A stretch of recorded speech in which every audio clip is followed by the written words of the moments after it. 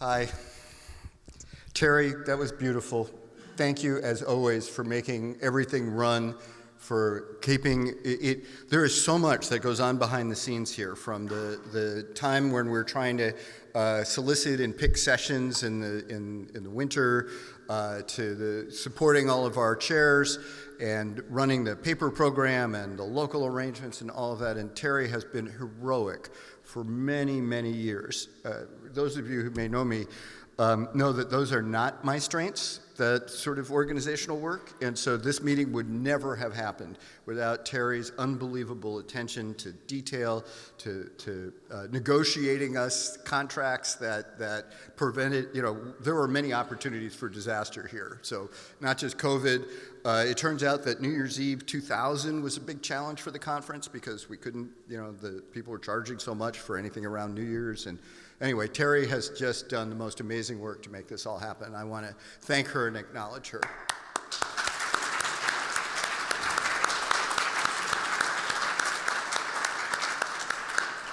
She put me on the schedule here for 10 minutes, which I am not going to do. One of the things I love about this conference is how it fills my head full of all kinds of new and interesting science.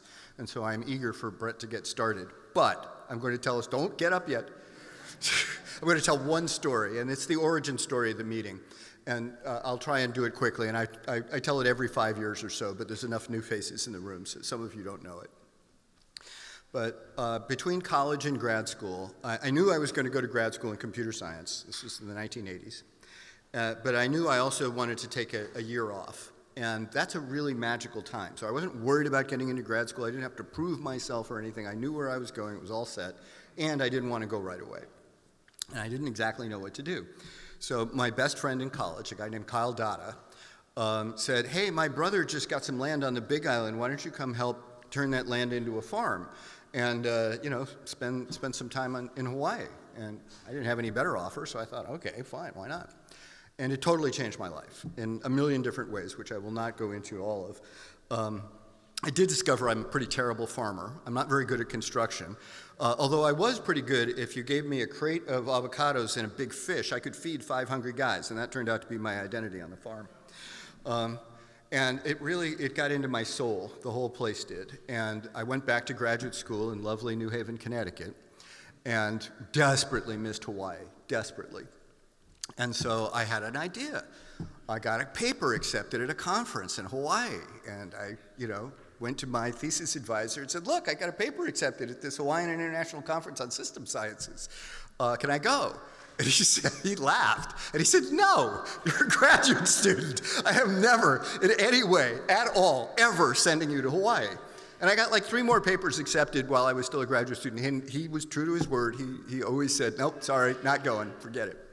So when I got my first job after graduate school at the National Library of Medicine as a staff scientist, I realized, and this is important for young people, realize this, the moment between you get the job offer and you accept it is when you have the most power you will ever have in that job.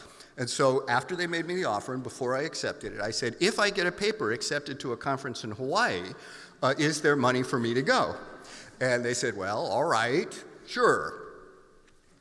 So I got a paper into the Hawaiian International Conference on System Sciences, did that for, 5 years or something like that. And then the chairs of that conference invited me to a dinner. And I thought, they're finally going to recognize the contribution I've made to the conference because, I brought the first travel grant in and supported people to come to Hicks. And, we got serious about the papers and, had a kind of only okay acceptance rate. And I'm at this fancy dinner in the suite, because they always got a suite in the very front of the hotel, and it turns out at the dinner what they told me was, you're really too big for this conference, and we don't really like the fact that you're not accepting every paper, and getting a grant made us look bad, so you're on your own. I was not expecting that. And so that time when I was sitting on Terry's couch with her little kids blowing bubbles, that was on the way home from that meeting where I had been thrown out of Hicks. And said, okay, Terry, do you think we could do this ourselves? And she said, sure, we could do it ourselves. And she was right. We could do it. And the consequences, the 30 years, we're going to spend a little bit of time this morning talking about some of the best papers and interesting things that have happened scientifically at PSB over the 30 years. I personally am aware of 2 marriages and 1 conception that happened, or that were triggered at least at PSB. There might be others. Anybody want to volunteer? We're interested in your stories. I'm just really grateful for this history, for you all, and for this meeting. And with that, I will let Brett get on to real science. Thank you.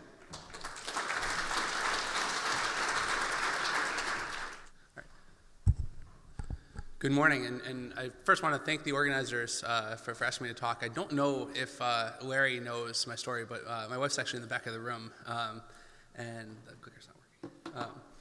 And so in this, we were asked to talk, at least in part, about the impact of PSB, particularly on whether it's our careers or sort of personal journeys. And so I wanted to touch on sort of the unintended impact of PSB personally, and I will get into the science, but I'll ask for you to indulge me for just a minute here. And so we came to our first PSB about 10 years ago, and you can see me standing up in front of the first poster I presented anywhere. This was also, my wife and I had been dating for about 3 months at the time, and so this was our first really major trip. We continued to come every year, and throughout med school, we were long distance, and it was sort of the time on the calendar that we just knew was always there, as long as I could get a paper in, and so it was sort of the goal there. This did eventually lead to, in 2018, me proposing at the end of the Colorado Trail, just prior to PSB. It was actually a year she had to go back to med school before the conference, and so I sort of proposed, and then she hopped on a flight and went back home. Then in 2019, we actually got married in Maui in a very romantic courthouse wedding. It turns out that if you do want to ask for a courthouse wedding, the way to do it is to do it in Maui, and it was for very romantic reasons, for tax reasons, on December 28th, before our real wedding, so we just sort of snuck it in before just to get it on paper, but we technically were officially married in Maui. And then last year we had our baby moon, and this year we have an 8-month-old who's joined us for the trip. And so it really has been quite the journey for me personally with PSB, and I'm not sure that even the organizers knew that when they asked me to give this talk. And so I wanted to thank them for creating something that means a lot more than just sort of a typical scientific conference, at least to me. And so with that, I'll jump into the science, and I wanted to start by saying that my lab has really started to focus in 2 areas, and they might seem like they don't necessarily connect, but I'll try to make the argument that they do throughout this talk. And so on one side, we're really interested in this idea of how can we do a better job of phenotyping, knowing that if we have an incorrect label, we're really hurting our ability to do association studies. On the other side, we're really interested in the idea of how do we actually successfully deploy AI in the clinic. And so with that, I like to sort of start from an honest truth that sort of we do all of our work and we rely on real-world data, and we need to sort of start by acknowledging that they're a big mess. And one example of this, if we look at sort of a patient, and this was about 10% of the patients who were receiving oxcarbazepine. If you look at sort of the journey that these patients have, you'll see that they're diagnosed with generalized epilepsy. They get oxcarbazepine. They continue to have diagnoses in terms of ICD codes for generalized epilepsy. And it looks like, okay, these patients are just treated with oxcarbazepine. The issue is that oxcarbazepine is indicated for partial seizures, not generalized epilepsy, and may actually exacerbate generalized epilepsy, particularly in pediatric cases, and there's an FDA warning against that. And so this led us to the question, basically, we're working with data from Boston Children's, maybe the sort of preeminent children's hospital in the world, and we're stuck asking this question of, is there something else going on, or are these neurologists bad at their job? And so we sort of came to the very quick conclusion that there is something else going on, which is, in the notes, it very clearly illustrates that there's focal epilepsy. And because oxcarbazepine is relatively cheap, there's no insurance incentive. There's nobody pushing them to fix the ICD codes, so they just can continue to perpetuate the ICD code from the initial visit. And so it sort of points at the challenge of using these types of data for the analysis that we want to do. Then more recently, Yidi Huang, who's now a PhD student at GCB in Penn, my old PhD program, worked with me when he was an undergrad And what we saw was that if you even take sort of the emerge phenotype definitions and make very slight, what we thought were reasonable changes to them, you can come up with like vastly different conclusions. And so the example of this was looking at the type 2 diabetes algorithm. And in here, you'll see that there's a requirement for not only just sort of for the control population for inpatient visits, but also they have to actually have a glucose measure. The issue is that many particularly healthy people in their teens and 20s aren't going to get glucose measures because there's no need. And so what happens is if you make these small changes, these are histograms of ages in terms of the control population, you vastly change the population that you're actually comparing against in the control population. And so with this, you can, in sort of 4 different groups, see that the significance of an analysis can change drastically depending on which definition you use. And so a lot of, I sort of give this all as background because all of our work, if you're comparing sort of the red, the darkest red line to the blue line on these plots, do pretty well with just these data compared to sort of the benchmark standard. This is especially important when you start to say we are only comparing to the higher performing hospital. Of the 2 in the original study, the less performant hospital is even closer. It's about 0.03 worse. The baseline method includes 24 hours of data. We only had the first day of admission, and so that means if somebody arrived at the hospital at 10 p.m., we only had 2 hours of data for them. They trained for over 200,000 compute hours. This was a paper that Google was involved in, and so they had a lot of compute resources. We intentionally used a very simple model and trained for under 24 on a single GPU. And so this is all sort of to say we're able to get performance that is not much worse on using a much simpler model on much less data. And so it really, to me, raises the question of what are these models actually learning? And our argument is that we're, in a lot of cases, I think accidentally basically just looking over the physician's shoulder and cheating on the test off of them. It's sort of the idea of like the first day a med student goes onto clinical rotations and they see that their attending is worried about a particular patient, they can say that patient's high risk, but they have no other basis for doing that. It's sort of, that's where we were at. And so one quote that I really liked from Karendeep Singh, and I might have misquoted the exact language, but what was basically this idea that we tend to study the models that, or we don't study the models that are actually used in practice, given a lot of them are provided by vendors, but we often don't use models that are well studied, and those are the things that are published in peer review and distributed. They end up at a single institution or not widely deployed. And so part of this, I have a research assistant who was a master's student with me prior, who tried, and he had a similar experience to one that I had, where he started by trying to reproduce 2 papers. One of the papers has been cited about 1,000 times. The other is in a leading journal in 2024. And I'm purposely not trying to sort of call out the original papers because I don't think it's a sort of singular issue. I think it's a much broader thing. But in both cases, he was unable to reproduce their results without actually including ICD codes. And so when we think about what ICD codes represent, particularly when we're predicting something within the same admission for a patient, even in the base MIMIC paper, both of these papers used MIMIC in them, the diagnosis table in the sort of paper describing MIMIC, it very clearly states that they're determined after the patient was discharged and the patient notes were reviewed by somebody who's dealing with the billing side.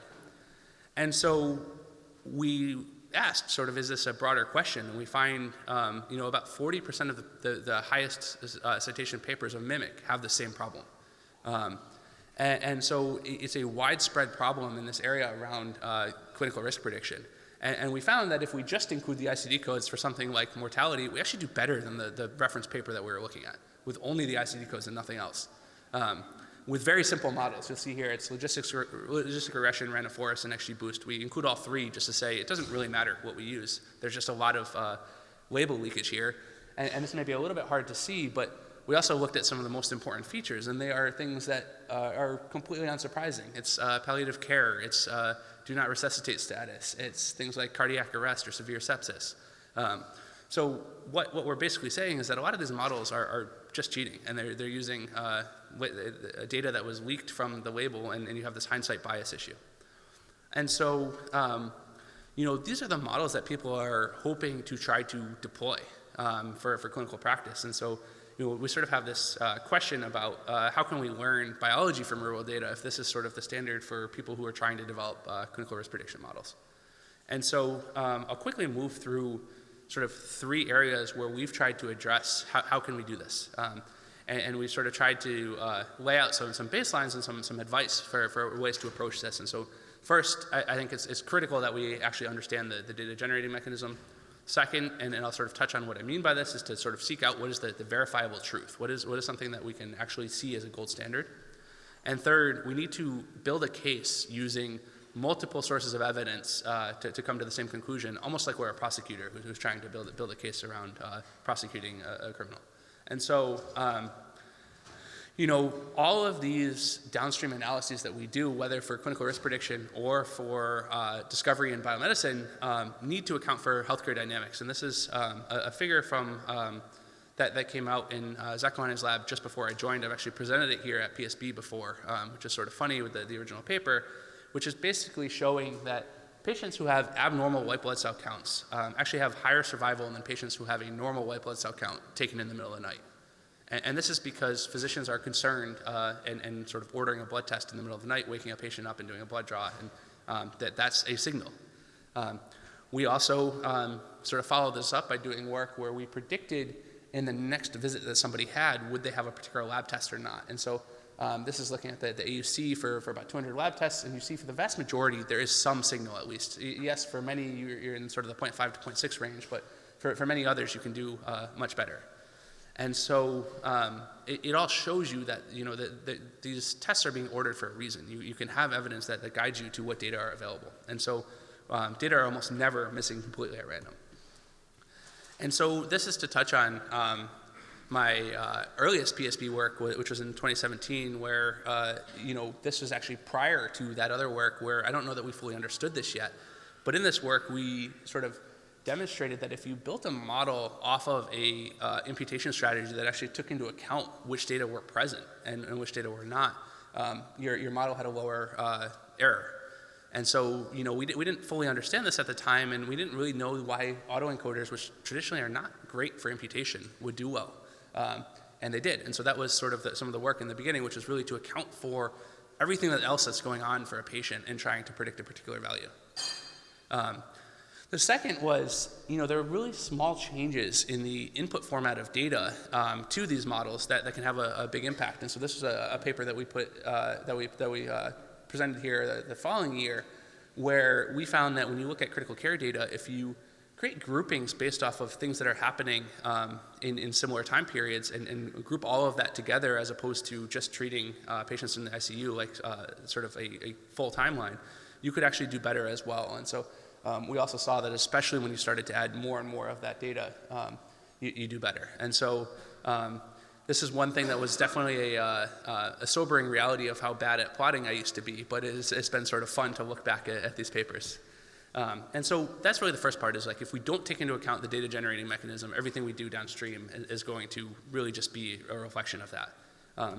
The second was how do we seek a verifiable truth? How do we get away from using ICD codes, which are really billing codes? And so this was work that we published last year where we showed, using and I'd hesitate to even call them large language models. At the time, this was clinical longformer. Using that fine-tuned on clinical notes, you could do substantially better than the structured data alone. And so there are other sources of information that do help us. And so this is in the case of predicting seizure recurrence in patients who had an initial seizure-like event. So this led our group to really ask the question of, can we do better at extracting clinical information from notes in a way that is structured, in a way that we are used to working with it, where it can fit into models and can be interpretable, but also be accurate. And so this is work that was led by a student and data scientist who are here today, Gina and Michael, where we showed that you could train very small versions of large language models, even to the point of 3 billion parameters. It starts to drop off at the 1 billion parameter model using the larger models. So in this case, the 70 billion parameter Llama model. And so what this is saying is now we can extract relevant information about a patient. This could be questions of, does this patient have this symptom or not, or do they have this in their history or not? And you can use that for downstream purposes. And so with that, we sort of built a tool that sort of tries to do some automated annotation and actually cites exactly where it is. It's actually sort of fun to use because when you have an annotation and you press next, it automatically scrolls you to the part in the note where it's getting that evidence from. You can look at it. It's not just giving you sort of the individual sentence. And so with that, we did observe that you could fine-tune these models in some cases to even do better than the larger models. Importantly, we heard this question yesterday even around the challenge of sort of working on this stuff from an academic lab where can we compete with industry, and this is an important idea of how do we distill these models down. I'll skip through some for time because I think we're running late already before. And so we've then sort of said, can we extract features for prediction models? That's work that's coming out soon. But the answer is yes, to an extent. We can do almost as well as large language models. And for the last sort of part, just to touch on, the other thing we can do is really compare across modalities. And so if we ask the same question in 4 different data sets, we can come up with very different answers, depending on how that data were derived. The one conclusion from this section I'll try to get everybody to make is that this is asking patients when they started their first Parkinson's therapeutic in sort of the orange line at the bottom. The rest are all derived from clinicians to some extent, but the vast majority of patients think the day they were diagnosed with Parkinson's, they start a therapeutic. Physicians don't seem to think that, and so it's a very different answer depending on which data source you go to. And we see that in other cases as well. And so I'll skip through that and just sort of wrap things up with a conclusion saying, as computational folks, it's far too easy to sit in our offices in front of our computer and say, hey, we can build this fancy model that does something when there's a lot more that needs to be done to understand the process. And so I'd like to thank again the organizers, all the members of my lab, and some of the mentors and co-authors on some of the previous work. I'm sure that I've forgotten way too many people, but thank you.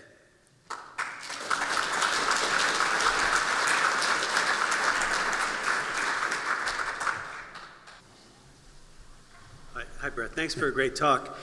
You mentioned that it's important to understand the mechanism whereby the data are generated. And one of the things I've noticed is that that's probably about to undergo a change. There's going to be more ambient audio kind of recordings made into AI-generated clinical notes. What impact do you think that will have? Is that going to feed into structured data elements, or is that going to be chaotic or helpful? Yeah, so I get to play a small role in evaluating some ambient clinical documentation for our health system, and it was really both sort of fun to see that, but also there's a lot behind the scenes there that can be useful because at its core is essentially generating a structured version of what ends up creating the note. And so I think that it can change a lot. I think one of the challenges right now is that there's this legal question around whether we want these transcripts saved and all of the intermediate steps saved. And I think a lot of clinicians don't. And so that's something that we're sort of facing where, from our perspective, all of that could be incredibly useful. But I think there's some of it valid, some I think is sort of overreaching concern about having all of these conversations saved. And so I think it remains to be seen, and I'm hoping that, those legal questions don't interfere with our ability to generate cleaner data.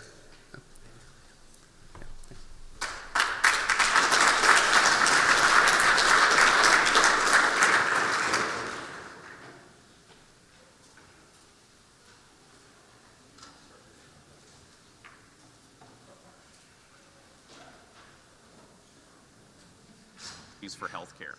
Before we dive in, allow me to introduce myself, although that phrase may take on a surreal meaning today. I'm not the real speaker, nor did the real speaker write this introduction. The voice you're hearing, the image you're seeing on the screen, and even these introductory words were all generated by AI systems. We are actively amidst the arrival of a set of disruptive technologies that are changing the way all of us do our work and live our lives. These profound capabilities and potential applications could reshape healthcare, offering both new opportunities and ethical challenges. To make sure we're still anchored in reality, however, let's welcome the real-life version of our speaker. Take it away, Dr. Jonathan Chen, before they start thinking, I'm the one who went to medical school.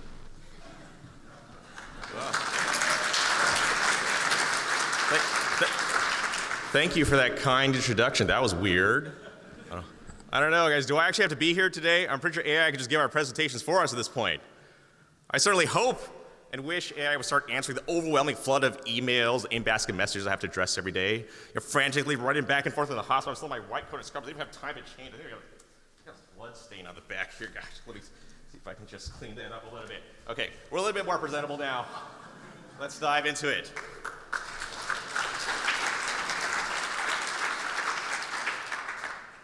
Appreciate years ago, 7 years ago, I was a clinical research fellow here. Some of my first work in clinical recommender algorithms, applications of medical decision support. If you'd like to understand the capabilities, the limitations, the implications of computation and artificial intelligence medicine, I've been writing about this for years ever since. Just read all these papers, it'll all make sense. Okay, you laugh because I know what you're thinking. It's like, man, I don't got time to read all this stuff. Like, couldn't someone or something just read and digest all this for me and then summarize it? Well, actually, there are tools that could digest. You can upload all this to something like, say, Notebook LM. Uploaded all of these PDF documents, and then it'll summarize it for you. You can chat with these documents. I don't even have time to sit down and read some executive summary briefing document. Couldn't someone or something just digest this and just talk me through what's going on? You know, I got to drop off my kids at school, pick them up, maybe something I just listen to on my commute. There's a button here that says Generate Audio Overview. I'm going to play just 1 minute of this. Let's see what happens. We got audio? It's a hot topic, tons of information out there, easy to get lost. We've got like this whole stack of articles and studies you sent. It looks like a mix of, you know, perspectives on how AI is learning to diagnose like doctors do, but also what that even means for like the future of medicine. Exactly, yeah. We've got some historical context, some really interesting research on how AI is actually like mimicking clinical reasoning, and we've even got a clinical trial testing AI out in the field with real doctors. Fascinating stuff. Here's where I think it gets really interesting. It seems like AI isn't going to be replacing doctors anytime soon. Oh, absolutely. But it might be like the ultimate study buddy, pushing us to think differently. So are you ready to take a deep dive into this with me? Absolutely, let's do it. Okay, so I think it's easy to think that AI is brand new, but it's not, right? We actually started with these things called rule-based systems, which seem almost quaint now. This goes on for 37 minutes. These two just keep chatting about, summarizing all the highlights of these different papers. It is generally like really incredible powerful stuff. what modern AI systems seem to be capable of at this point. Then again, I've had many people approach me like, it looks like it's magic. It is not magic. It is not magic. It's a very impressive illusion. I've had so many people approach me, wow, so cool. I've got this really hard problem. Can you just throw some AI at it and then maybe it'll solve it? Like, no, that is not how this works. That's not how this works at all. It's just elaborate techniques. Rubik's Cube. Over 43 quintillion possible configurations. Many of you play with this one. If you tried one configuration per second, it would literally take you longer than the history of the universe to solve Rubik's Cube. So you don't do brute force, you use special techniques, and then you can solve one much more rapidly than you might expect. That might be a little fast. Let me see if I can do that again for you along the way. But again, is it magic? No, it's actually just different techniques. Algorithms.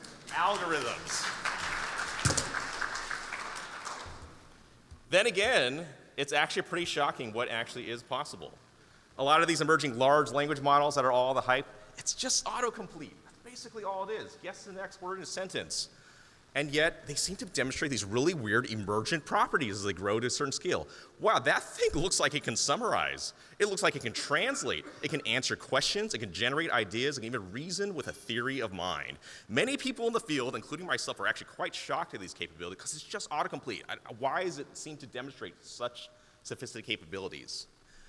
Then again, all of your intellectual and emotional thought that you prize so dearly, how do you express and communicate that but through the language and medium of words? So perhaps it's not that surprising when a computer is so fast on manipulating words, it's memorized the entire internet, it creates a very convincing illusion of intelligence. A broader point I'm trying to make here, though, is I want you to think about not just where we are, but where we're going. Look at how far we've come in 30 years. What do you think the next 30 years? What do you think the next 3 years are going to look like? It's really hard to tell. This is a graph showing over time how well different language model systems have worked on answering medical questions. 5 years ago, I had some students working this. Wow, these cool new transformers coming out. Let's test this on medical question answering. I'm just curious what would happen if it would work. I wanted to do this 20 years ago when I was a medical student.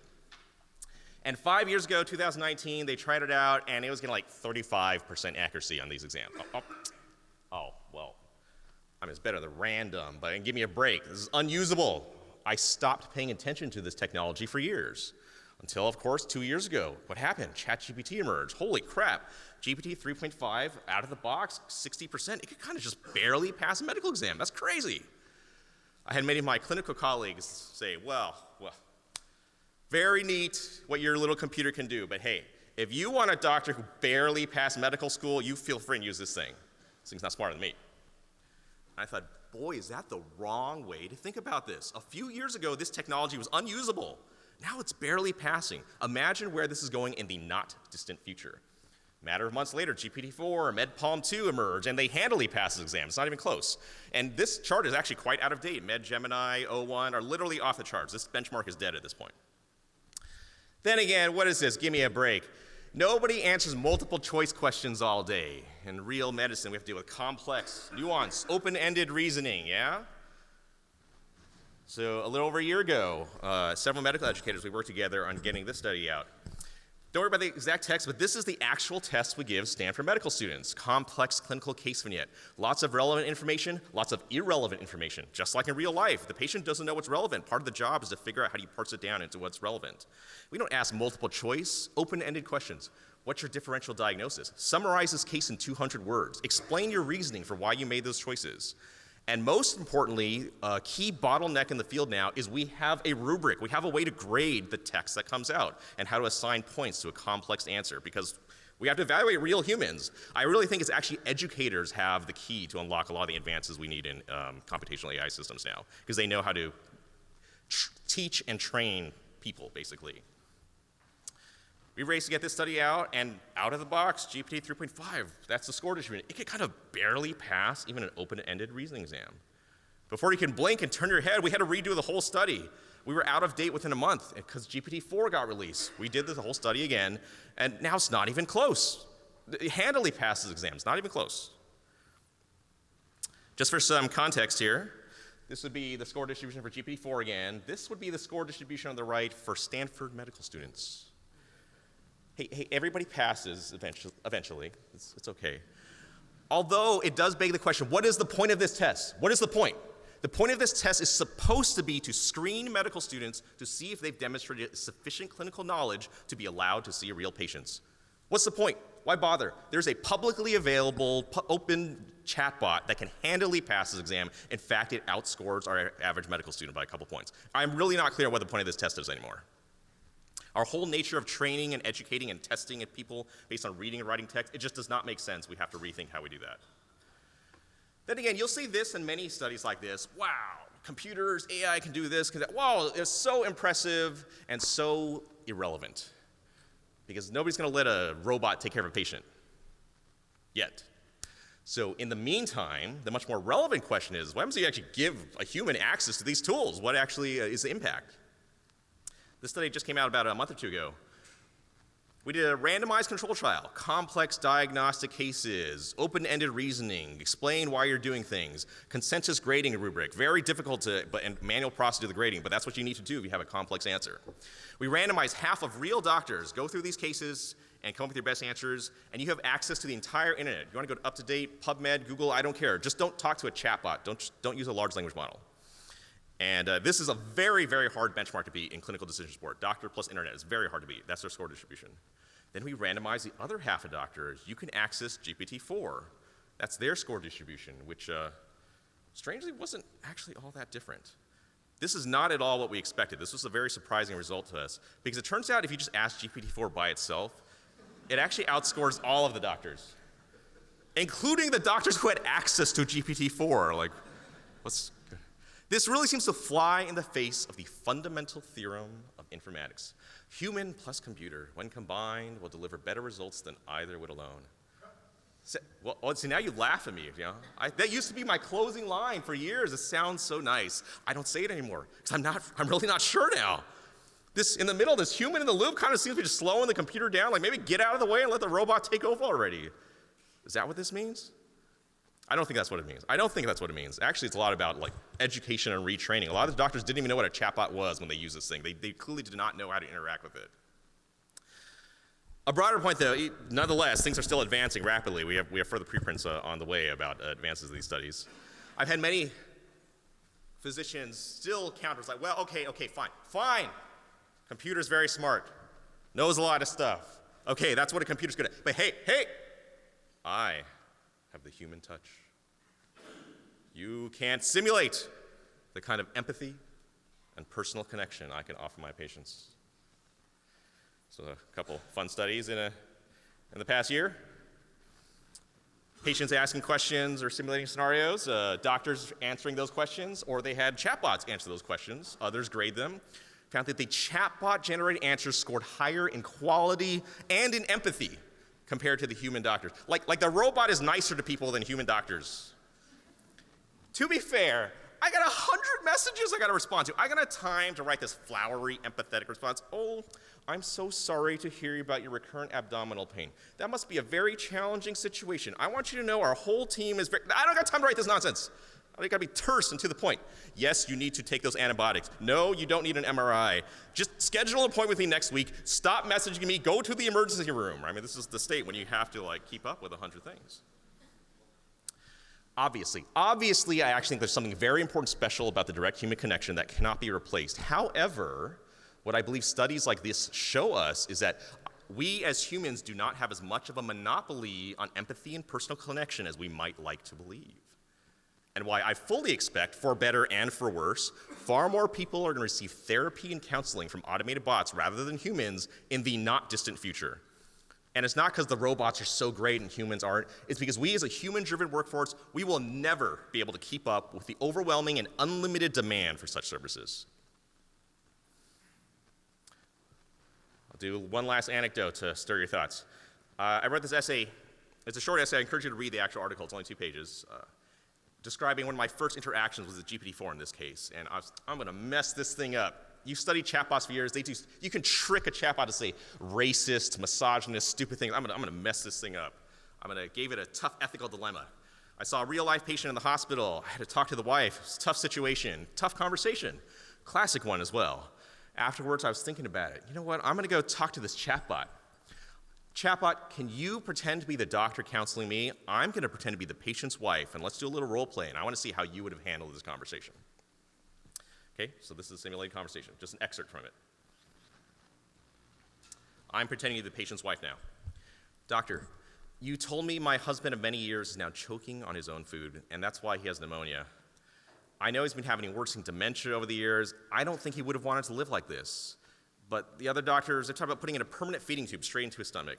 If we don't do that, we'd be leaving him to starve to death. What choice is there?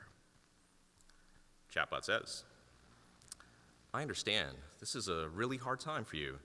Putting in a feeding tube can be helpful in some situations. It can also cause problems like infections. With your husband's Alzheimer's dementia, he might not feel hunger the way we do. The feeding tube might not make him feel better or happier. It could even make things more complicated if he starts needing restraints. What if he starts pulling it out? That's a pretty good response. But clearly, it just found some information pamphlet online and it's just parroting that, right? So I pushed this thing harder. No, I have to do everything I can to keep him alive. My family will blame me if I don't do it all. He had a difficult life, and he never gave up on me. I can't give up on him. He always fought through the toughest situations and always made it through. Chatbot says, your feelings are totally understandable. If your husband was a fighter and you feel like going ahead with this aligns with his character and his approach to life, that's important to consider in your decision. Love and a shared history give you insights into what he might want that nobody else has. Just remember that fighting can look different in different situations. Sometimes it's fight for more time. Sometimes it's for peace and comfort. Just make sure you're fighting the battle he would want to fight in his current condition. This is not an easy decision. It's okay to take the time you need to think it through.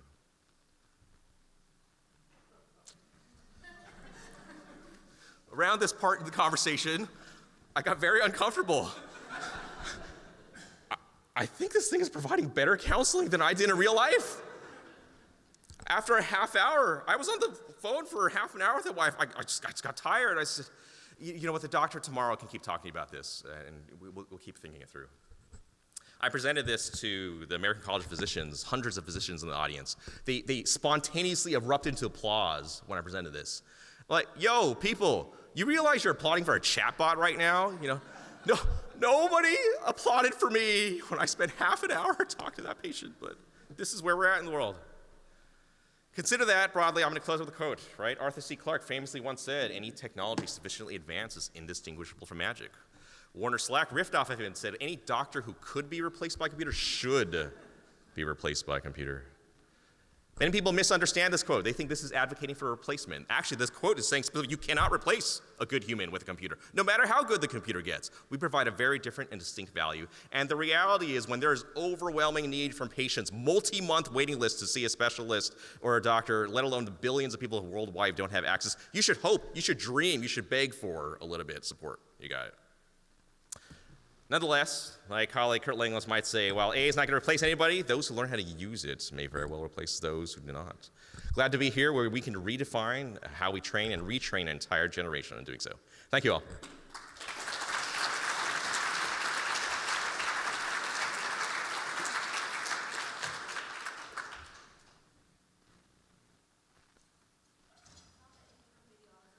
Jonathan moving his head like that? That's not how Jonathan moves his head.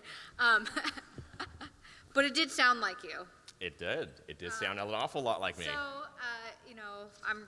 for those who don't know me, I'm Roxana. Jonathan and I are actually academic siblings because he was a postdoc in Russ's lab when I was a grad student. So I just want to push back, and I was going to do this, on one thing. And I feel like these clinical vignettes are always written in this beautiful way, even the medical student tests, that are supposed to lead you somewhere. And that's not how it works when you see an actual patient. Because the patient doesn't come and say, oh, my history of present illnesses, they'll meander, they'll tell you information that's not true, there'll be really pertinent information that they completely forget until you ask them the same question like 3 times, and they're like, oh yeah, I did start a new medication actually, I just remembered. And so, while I think you said this too, these vignettes are interesting, they are not actually the practice of medicine. The second thing I would say is many times we're drawing these vignettes from existing stories that are in the New England Journal of Medicine or other publications, and there is a chance that these chatbots have actually seen these cases before. And so we had a study that recently came out that we were talking about where we actually asked the chatbots to simulate the patient encounter. So doctors have to do something called OSCE, where we see fake patients, and the chatbots had to ask follow-up questions from a patient chatbot, essentially.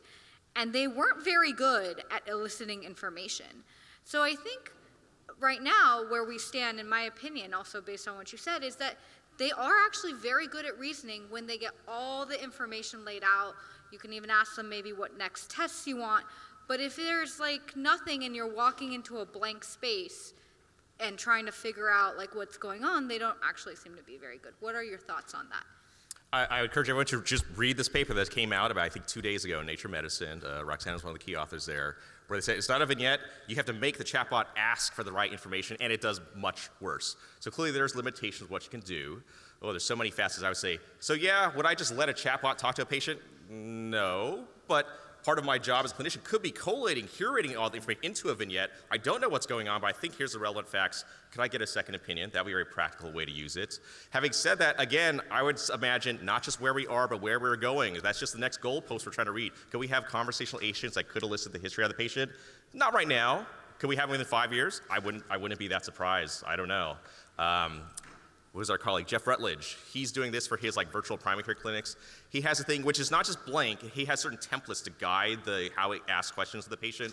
If they come in for abdominal pain, they come in for knee pain, they come in for a cough, it kind of gives some priming and then elicit conversation of the patient to prep the HPI before they even see the doctor.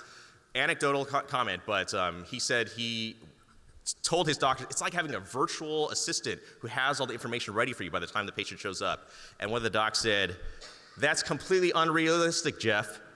I have never had an assistant this good who could actually prepare such a relevant history." So it's clearly not ready yet, but who knows in the next coming years. And doesn't mean we can't use it in different ways. Yeah, let's just cut it. We'll continue the discussion at lunch afterwards. Thank you.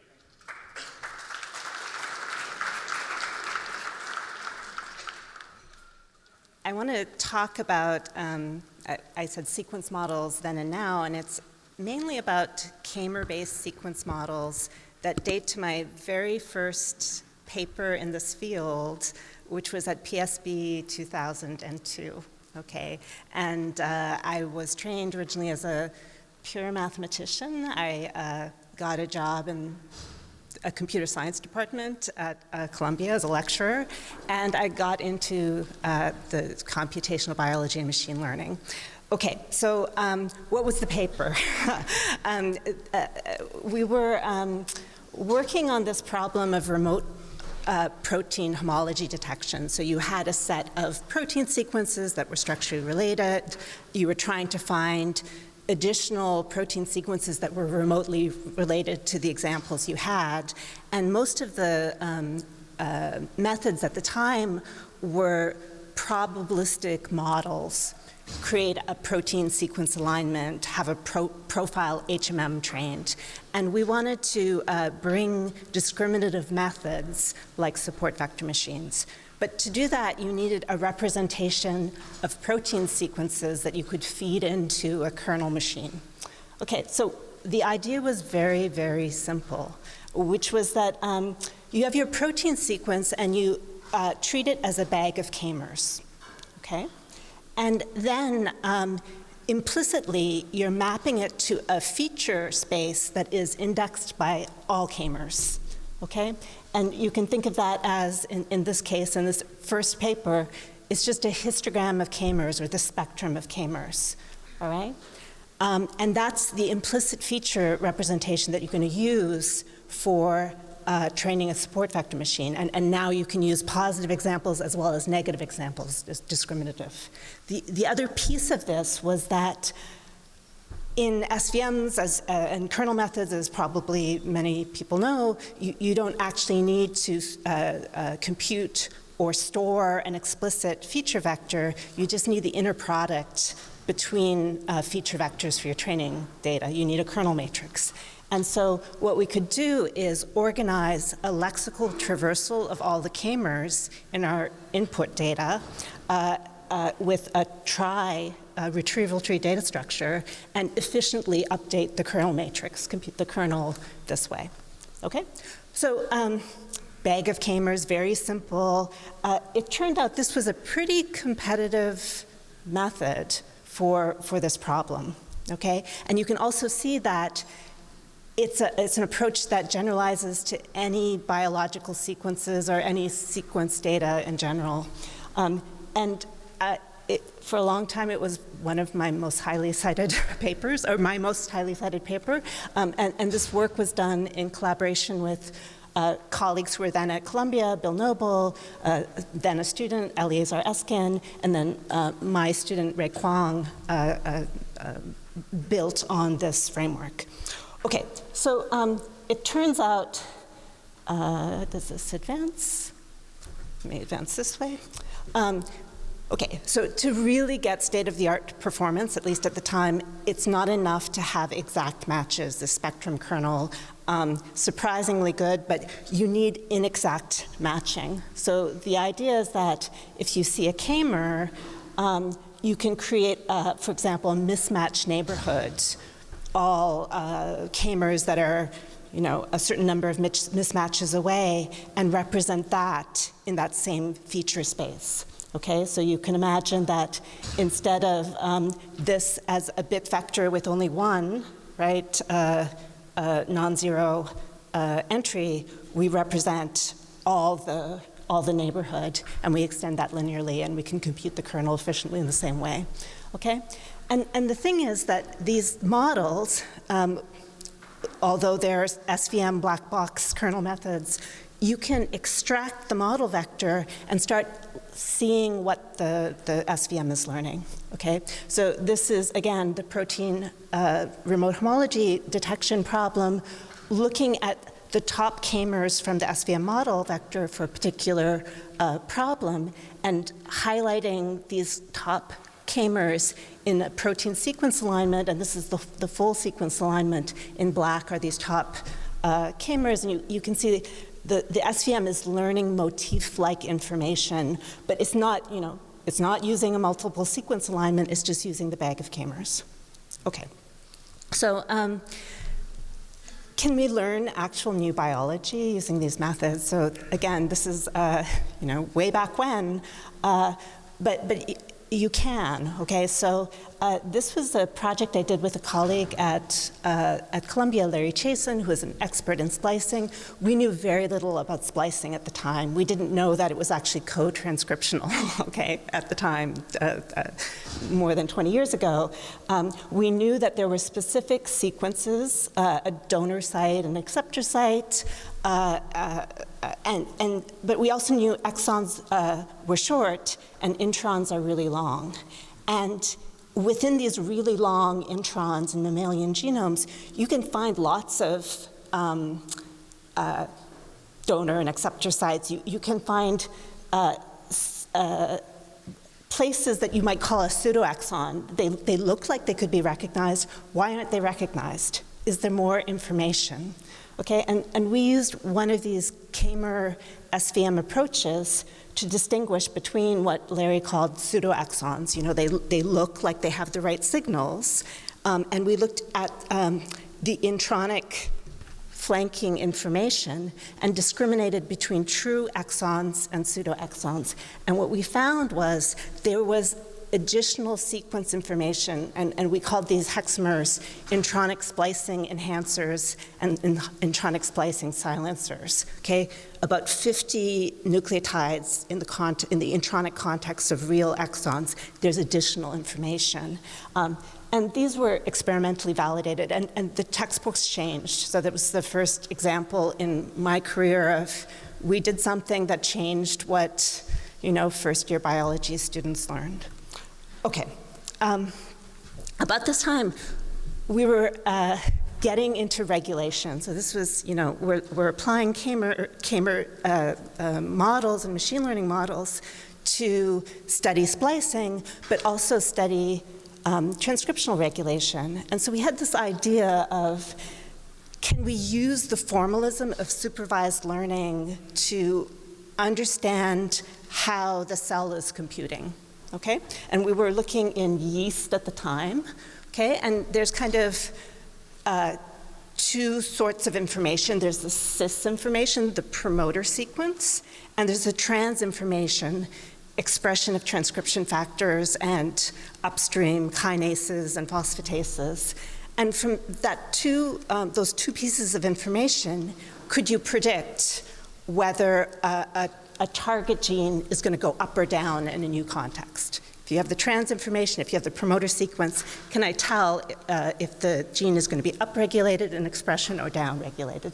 And we did this model. This was a model when Anshul Kundaje was my student. He's now at Stanford, and we called it Medusa. And we trained a boosting-based model that could learn this logic, this regulatory logic.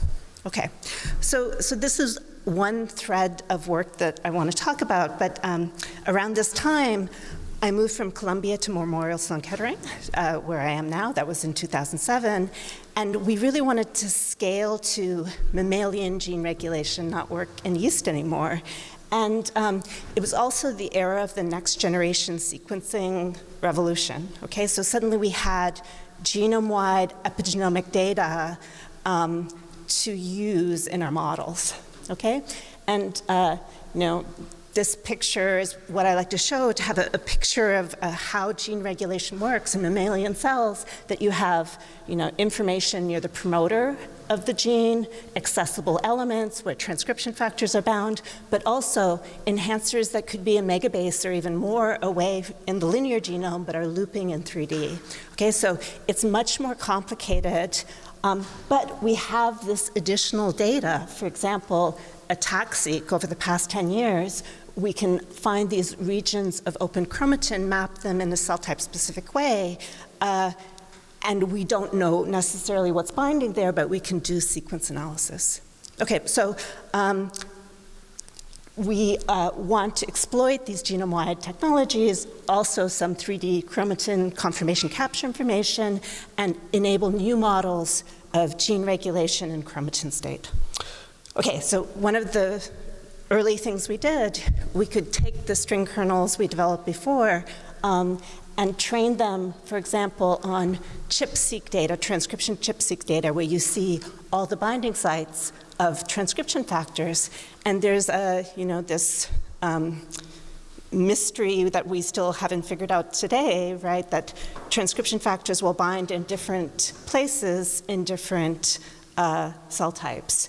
And is it just the kind of epigenetic context, or do transcription factors actually have different recognition sequences depending on the cellular context?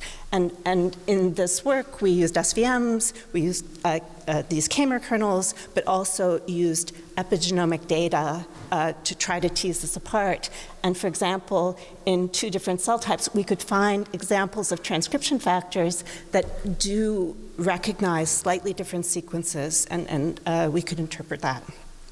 I'll also say that these string kernels in genomics have had a really good run.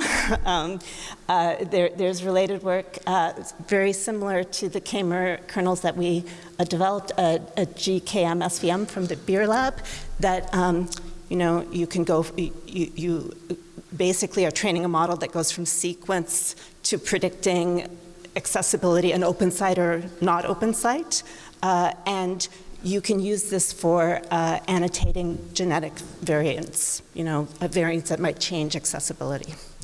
Okay, but we were kind of trying to push more into how do cell state transitions work in differentiation? How does it all work, right? And again, we were appealing to K-mer methods. Here we're using K-mers on chromatin accessibility data, and we're using a group lasso approach to pull out these different signals that explain chromatin accessibility, and then we're putting that in a model that predicts gene expression changes from the sequence signals and activity of accessible sites around the gene. Okay, so this was, again, a while ago. Okay, what are we doing today? So as everyone knows, there's a lot of exciting work of using deep learning in genomics, and we're doing it too.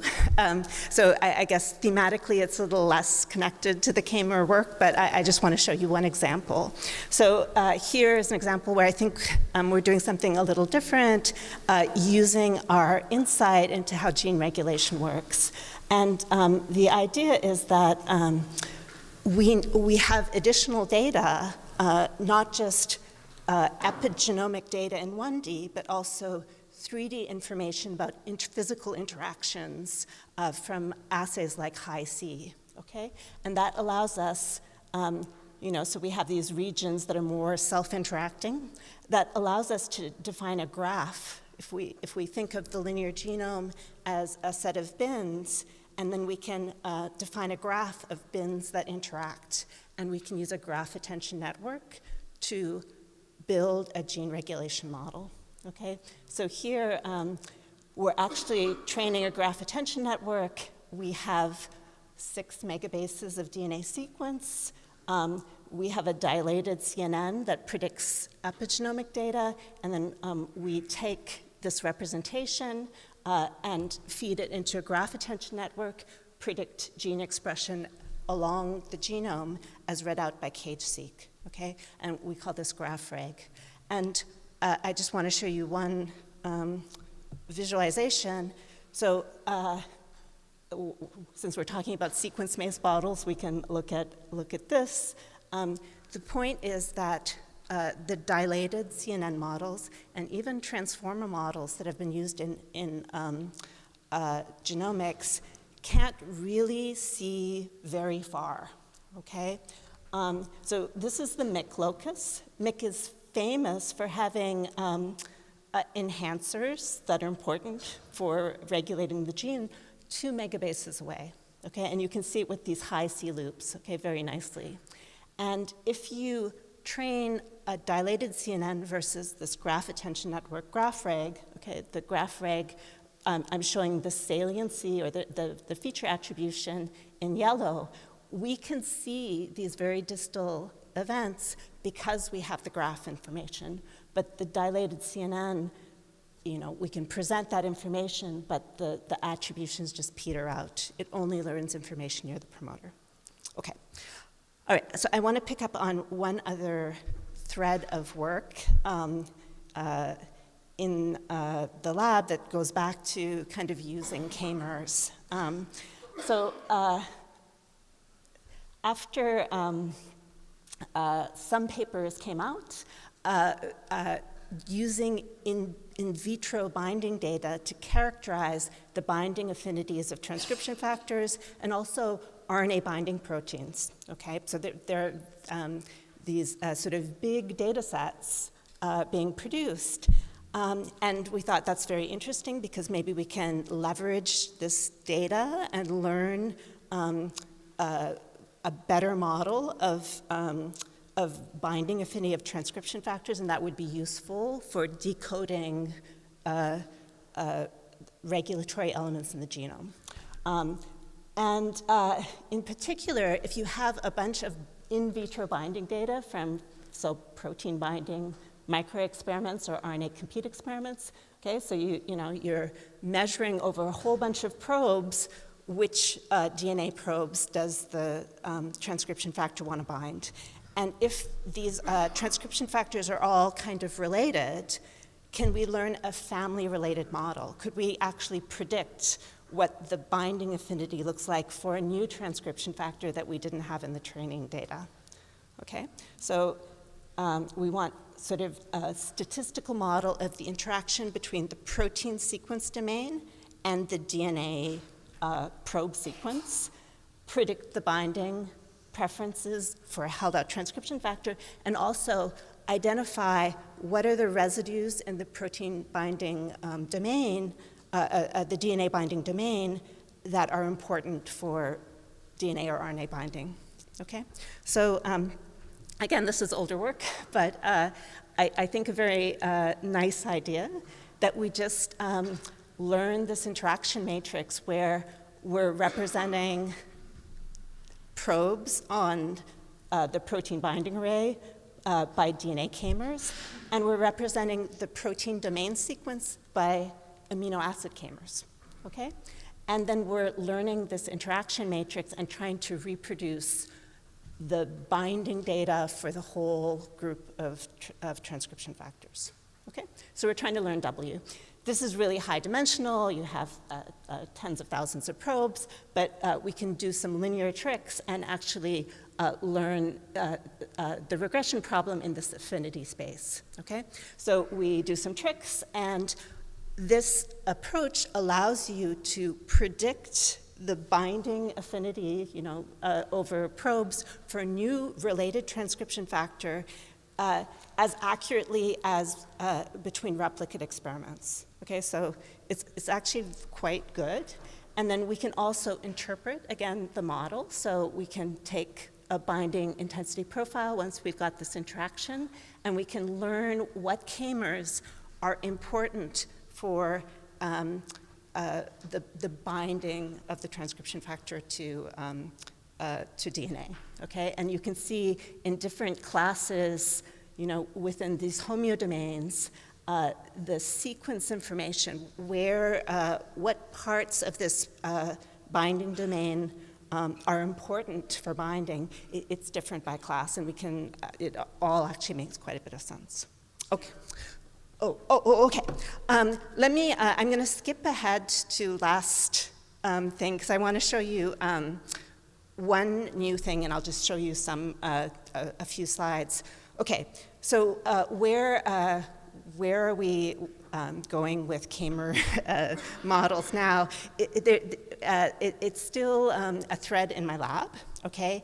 And what we are most recently doing is using k-mers for a representation of single-cell attack. Okay, so this data, we have chromatin accessibility in single cells. It's very sparse, and there are complex batch effects. So if you just process single-cell attack like you would single-cell RNA, you get it looks good, this is UMAP, you have structure, but it's all kind of confounded by batch effects because these two green clusters are hematopoietic stem cells from two different donors. Okay, let me just give you the idea. Okay, so what we're gonna do is map DNA k-mers, underlying accessible elements, and cells to the same embedding space, okay? And what we can do is, from an accessible element, we can sample a sequence represented as k-mers, and then we sample a cell in which that event is open and cells in which that event is closed, and we push k-mers towards the open cell and away from the closed cells in the embedding space, okay? And in the end, we have an embedding of all k-mers in all cells that, importantly, doesn't use a representation of the cell by its accessible events. It's just using the k-mer information. And last slide that I'll show you, it actually learns better latent structure, and it also mitigates batch effects. Okay, so this is the same hematopoietic data set. Hematopoietic stem cells are here. I'm showing a UMAP of the cell space embedding instead of the typical embedding. And if you can see, you actually have a structure that looks like the hematopoietic hierarchy, a differentiation of cells from hematopoietic stem cells. So much so that if you do a pseudotime analysis with, say, Palantir, and you start with a hematopoietic stem cell, you will actually get the most differentiated cell types, okay? And the batch problem is solved. All right, so that's what I wanted to say, that, the paper that I presented in 2002 actually created a sequence of work that persists till today in my lab, and is relevant beyond the original problem, but relevant in a lot of gene regulation, representation of chromatin states, single cell analysis, and still more work to come. Okay, and thank all the students in my lab, the alumni whose work I mentioned, and many collaborators from the past year. Thanks.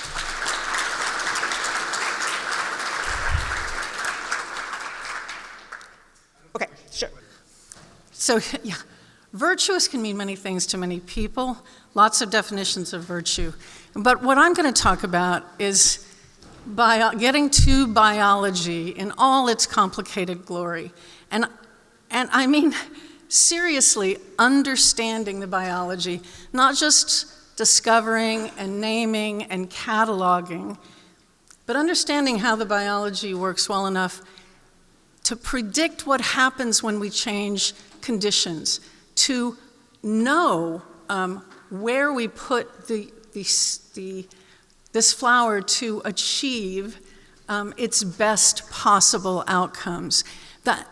That's what we do. That's what we want to understand the biology, and well enough to prevent disease, better treat disease, all of those things. But to do that, we have to understand the basic biology. And the people who organize this meeting, the people who come to this meeting, we celebrate all the discoveries. We love hearing the discoveries. But I love this place and this meeting because people value especially the downstream impact, the kinds of modeling and the special applications that teach us important things. And I think the last talk, all of these talks so far today have been really great at that sort of thing. So So how should we focus our methods best to learn how the genome variation drives biology? That's our question. I've been in this business now 40 years, and I'm really old, and I can't believe how much discovery we've had. As any of you trainees, I would never have believed when I was a graduate student that we would have this body of knowledge that we have.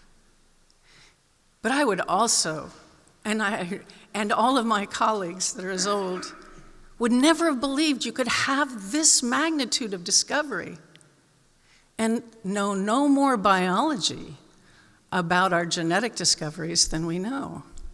We have literally millions of variants associated to human traits and diseases that are highly reproducible and highly significant because of the huge sample sizes we use, but for which we understand almost none of the biology.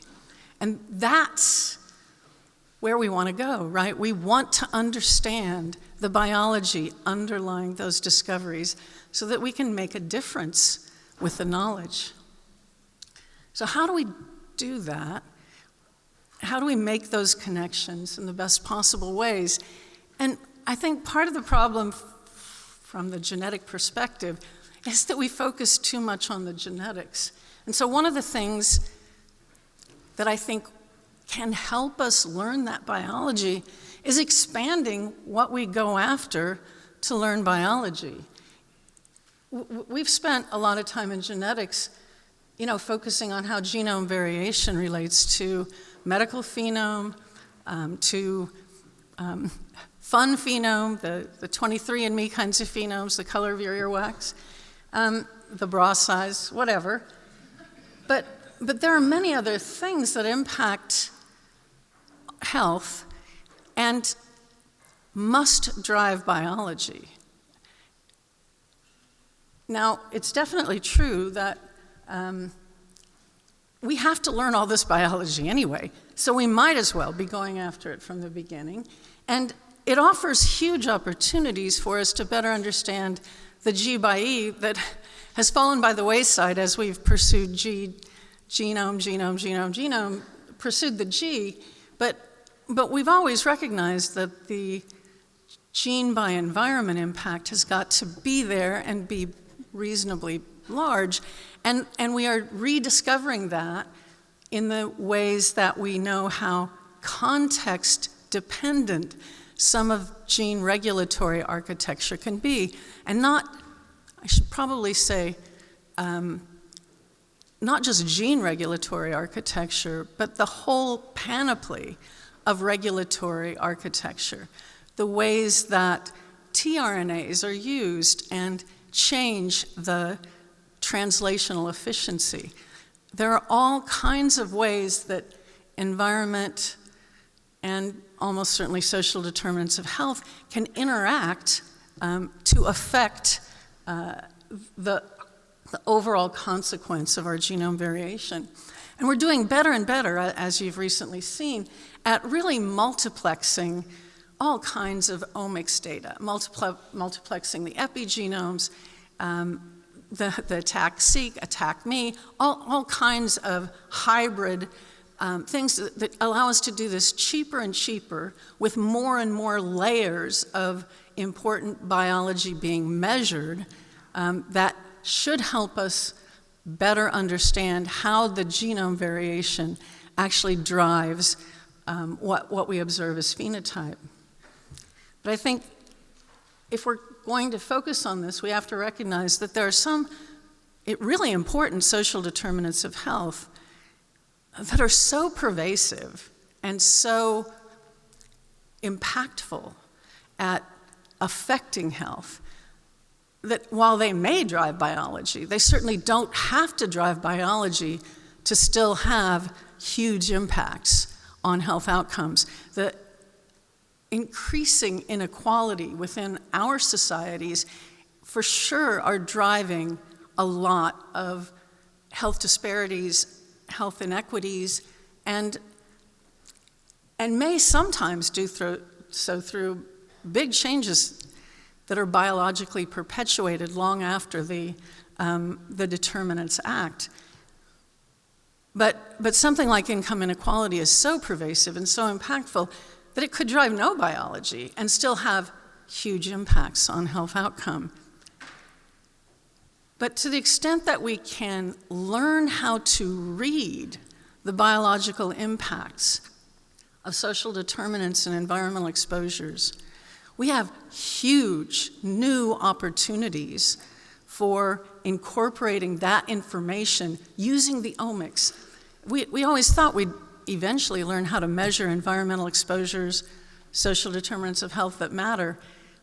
But if we can learn to read the consequences in all of the other ways we study biology now through the multi-omics, it could have huge impact in the big data sets that we can use now from biobanks, because we may never understand all of the environmental exposures that really do impact health, but if we can read their consequences, we can much more accurately take them into account, which isn't the bottom line, what we actually need to be able to do. And it's really important to remind ourselves, much of the world sees this as the main story, the social determinants and environmental exposures, and yeah, the genome variation has an impact in the margins.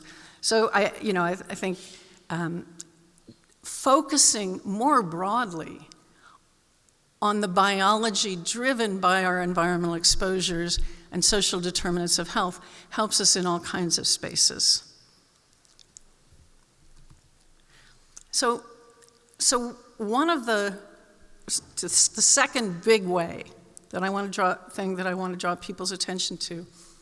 So we've all spent a lot of time trying to think more about pathways and networks and the way that those work to alter our risks of disease, point us in directions that make us gain or lose weight. This is the GLP-1R pathway. And it's a really useful, instructive model, because our successes are just as humbling as our failures. This is an example of a drug, a blockbuster drug, because of all of the fantastic ways that it can improve health in people who take the drug. I mean, the latest data on people taking this drug for 1 year, on any of the GLP-1R analogs, is a 9% decrease in all-cause mortality in 1 year. That's an impressive statistic. And the reductions come not from the treatment of diabetes per se, but from all of the ways that this pathway is affecting downstream biology that were not anticipated, certainly not to the magnitude that they're observed. And so, how do we replicate this? What is it about this pathway that's so important? And you can't tell from just the individual genes. You get pieces of the information from the individual genes, and I can show a little bit of that here. So if you just take the individual genes there and drag them through a big biobank like our biobank at BioView, more than 100,000 people with genome interrogation now, but all of it's being sequenced, so we'll have about 300,000 people with sequence data. The advantage of BioView relative to biobanks, some larger biobanks like UK Biobanks, they have about 1/3 of our medical phenome. So we have up to 35 years of electronic health records data. Vanderbilt built their own about 35 years ago, and so we have really good longitudinal information and the whole of the medical phenome. And when you look at the individual genes in that pathway, you see much more emphasis on improvements in cardiovascular health, although you certainly see evidence for improvements in diabetes, but you really don't catch much of the reward system biology that is also coming out with these drugs. It was originally thought that there would be some modest to maybe moderate weight loss associated with these drugs because of slowing of the food through the gastric system. But that is not the primary driver of the weight loss. It's reward system biology acting in the brain, which is now being seen in many other phenotypes that are being observed in people who take these drugs, not just improvements in, what do they call it, food talk, but less use of alcohol, less use of opioids, less likely to gamble, less likely to be a shopaholic. It's not just ingestion-based substances where you see this improvement in reward system biology. It's basically anything that gives you a reward. That reward is a little tamped down, and you see improvements in the overuse of those things that bring pleasure. But the problem is with individual genes, you can't see all of this prospective good outcomes of this drug. But the pathway itself is sufficiently complex that, there are multiple feedback loops within this pathway. There are, really quite nonlinear effects. And so we can't learn everything we'd like because putting the entire model together is very, very complicated. But could we break it down into smaller pieces and get that reward system phenotype or get the specifics related to the improvements in cardiovascular? Is it inflammatory biology? Is it some other aspects included? And so we've been working on rethinking the ways that we use predicted gene expression to help us. This is just an example of genes that start with A, of all the different models for how the genetically predicted gene expression looks in a big biobank like BioView in about 60,000 European subjects. And you see some, so this is really just you see some that are, fairly normally distributed. You see others that are quite monogenic in the genetic prediction for well-known reasons. And, but overall, you see mostly that there's not much variability in 60,000 people to see big effects at a single gene. You're looking at here between, within one standard deviation of the mean. With some of the others, it's harder to see here because it's so distributed, but ApoE has a much bigger distribution. But most of them are, 2 standard deviations. You don't get so much. But if we put together several of the genes that are important in LDL cholesterol, you get a good normal distribution, central limit theorem kicking in with relatively small numbers here. But we're looking at plus or minus 10 standard deviations of variability. And this is highly, highly predictive of LDL cholesterol levels. And this is just the genetically predicted expression of some of the top genes for LDL. So how few do we need to get to a better distribution where we might have some power at actually predicting?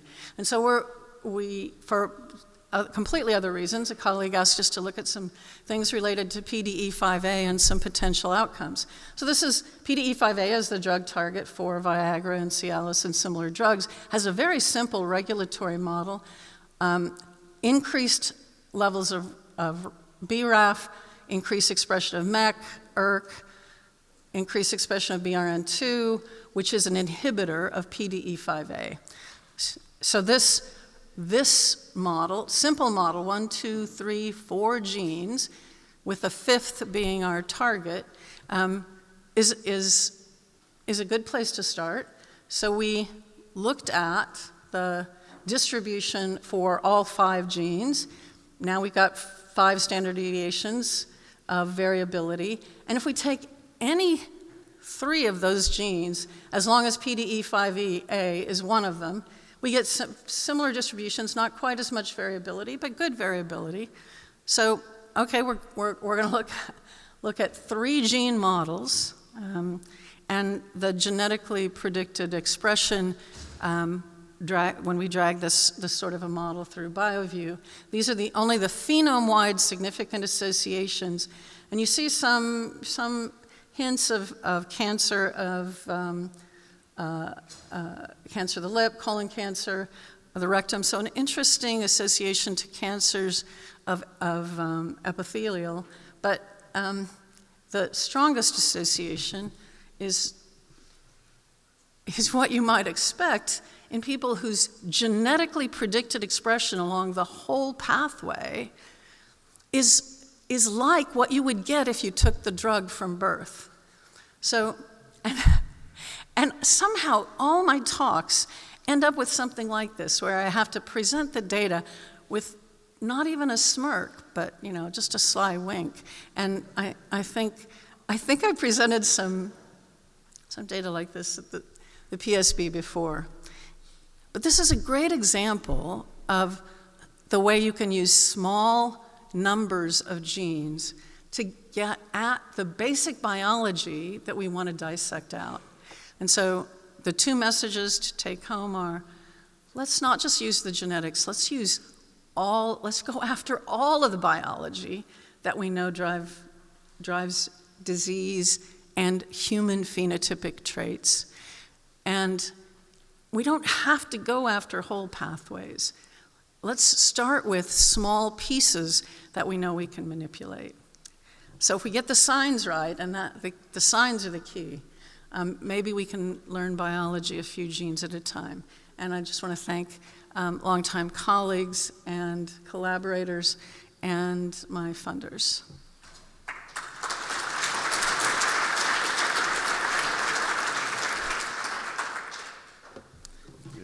While he's setting up, I just want to know, how many undergraduates do we have here? I met a couple last night. Are any of them here? Are they wisely at the beach? Good. How many graduate students? Fantastic. And then postdocs? Great. Well, I think most of my talk is ancient, the most ancient. Older, let's start the bidding at 63. 63, do I hear? 70. Thanks. I've been coming since 1997, I think. I was trying to figure out. And I was told that I now found out an algorithm helped pick me. But I was told that I should talk about how this meeting affected me. And so I'm going to address that to the people who are starting out in their career, who I think are the richest part of this meeting. When I came here, I didn't know anybody. I wasn't working in this field. I had taken a year off to, good to see you, Project. I had taken a year off to be a house husband, so my wife at the time could start her big job in academia, and finally got a teaching job and wanted to do research. So I'd work at night at the CDC or summers at Georgia Tech or whatever. I was teaching in a small college. And then I saw this I think I Googled, or there was no, I don't know if it was Google at that time, whatever search engine we had, to find a meeting on Hawaii. So like Larry, I was just like, I got to get out of here. I need some stimulation. And I found out that there was a $1,000 scholarship I could apply for. And I thought, okay, well, I'll try that. And I came here, roomed with a Russian physicist who was decommissioned from their nuclear work, and met some interesting people. But the impact on my life is my friends, colleagues, and we don't see each other often, but some of them have invited me places. I've gotten invited by Stephen to Berkeley, and I'm going again to give a talk, and Padraig, when he was in Illinois, in Indiana, had invited me there. And more than that, it led to papers. There was a lunch, 4 years ago, and Haley, Kylie, Casey were out there, and I happened to sit at their table, and we got talking about forensic DNA that I do and identification, and we all talked about dogs, and then how good are those dog tests, and then Haley said she could do this test, and we came up with this study where we would send to these companies a photo of the dog and then a sample of the DNA, and we'd randomize it. She figure this out, how to do this well, and see if the companies were using the photos. And one company, in fact, really did the pedigree according to the photo and not the DNA. The original title I really like better is A Picture Worth 1,000 Snips. By the time it gets to the journal and you have all the political influence, I think, of the American Veterinary Association, who doesn't want to be sued, instead it turned out that these tests are great. But in fact, what was found out was, they can pick an AKC dog, but to get the pedigree, but they really can't pick the mixtures that produce a dog. It depends on the training set of their particular algorithms. And anyway, it's a great study, and that came from a lunch here. So I really encourage you young folks, make friends. Make friends here. The difficult to measure impacts that I think we were told a lot about at the beginning of this session, marriages, babies, papers that come out of lunches, that's what's important. So I have a car. I don't know who else brought a car here. If you're somebody who's from far away and you want to see some of Hawaii, feel free to say, hey, can you give me a ride somewhere? Or if you need to get to Foodland to get affordable food, the food store. Okay, so 97, and I was trying to think, what were we thinking about in 97? Well, Yahoo Mail started in 97 after this meeting, and I still have Hampekian at Yahoo. Dolly the sheep was cloned. Now, I was teaching genetics at this time, and I had taught my students you cannot clone a mammal. Why can you not clone a mammal? Because we had imprinting, and imprinting was that you had markers that were added to the chromosomes of the male and to the female, and if you had too many from one parent, the thing didn't live. It just couldn't happen. And then Dolly happened, and we had to change that lecture slide. Whoops, I don't know where this one, hold on. So we had that, and then what was the web browser that was the web browser of choice in 97?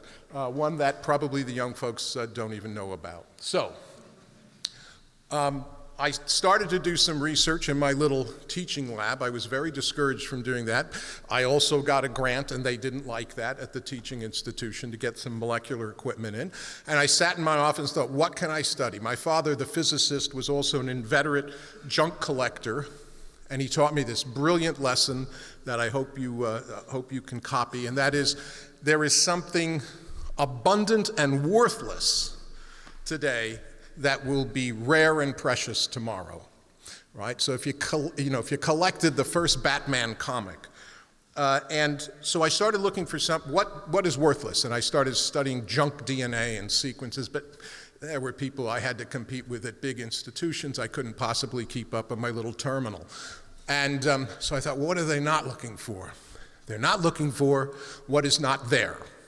So I thought, well, how do I study that? And so I came up with the term nullimer eventually. That is the polymer, the smallest polymer that doesn't exist in a data set. And other people were thinking of absent words and such, so there were others. But I think what my collaborators and I gave to that field eventually was the idea of the biological importance of the smallest. So your epitopes for antibody recognition, 5, 6 amino acids.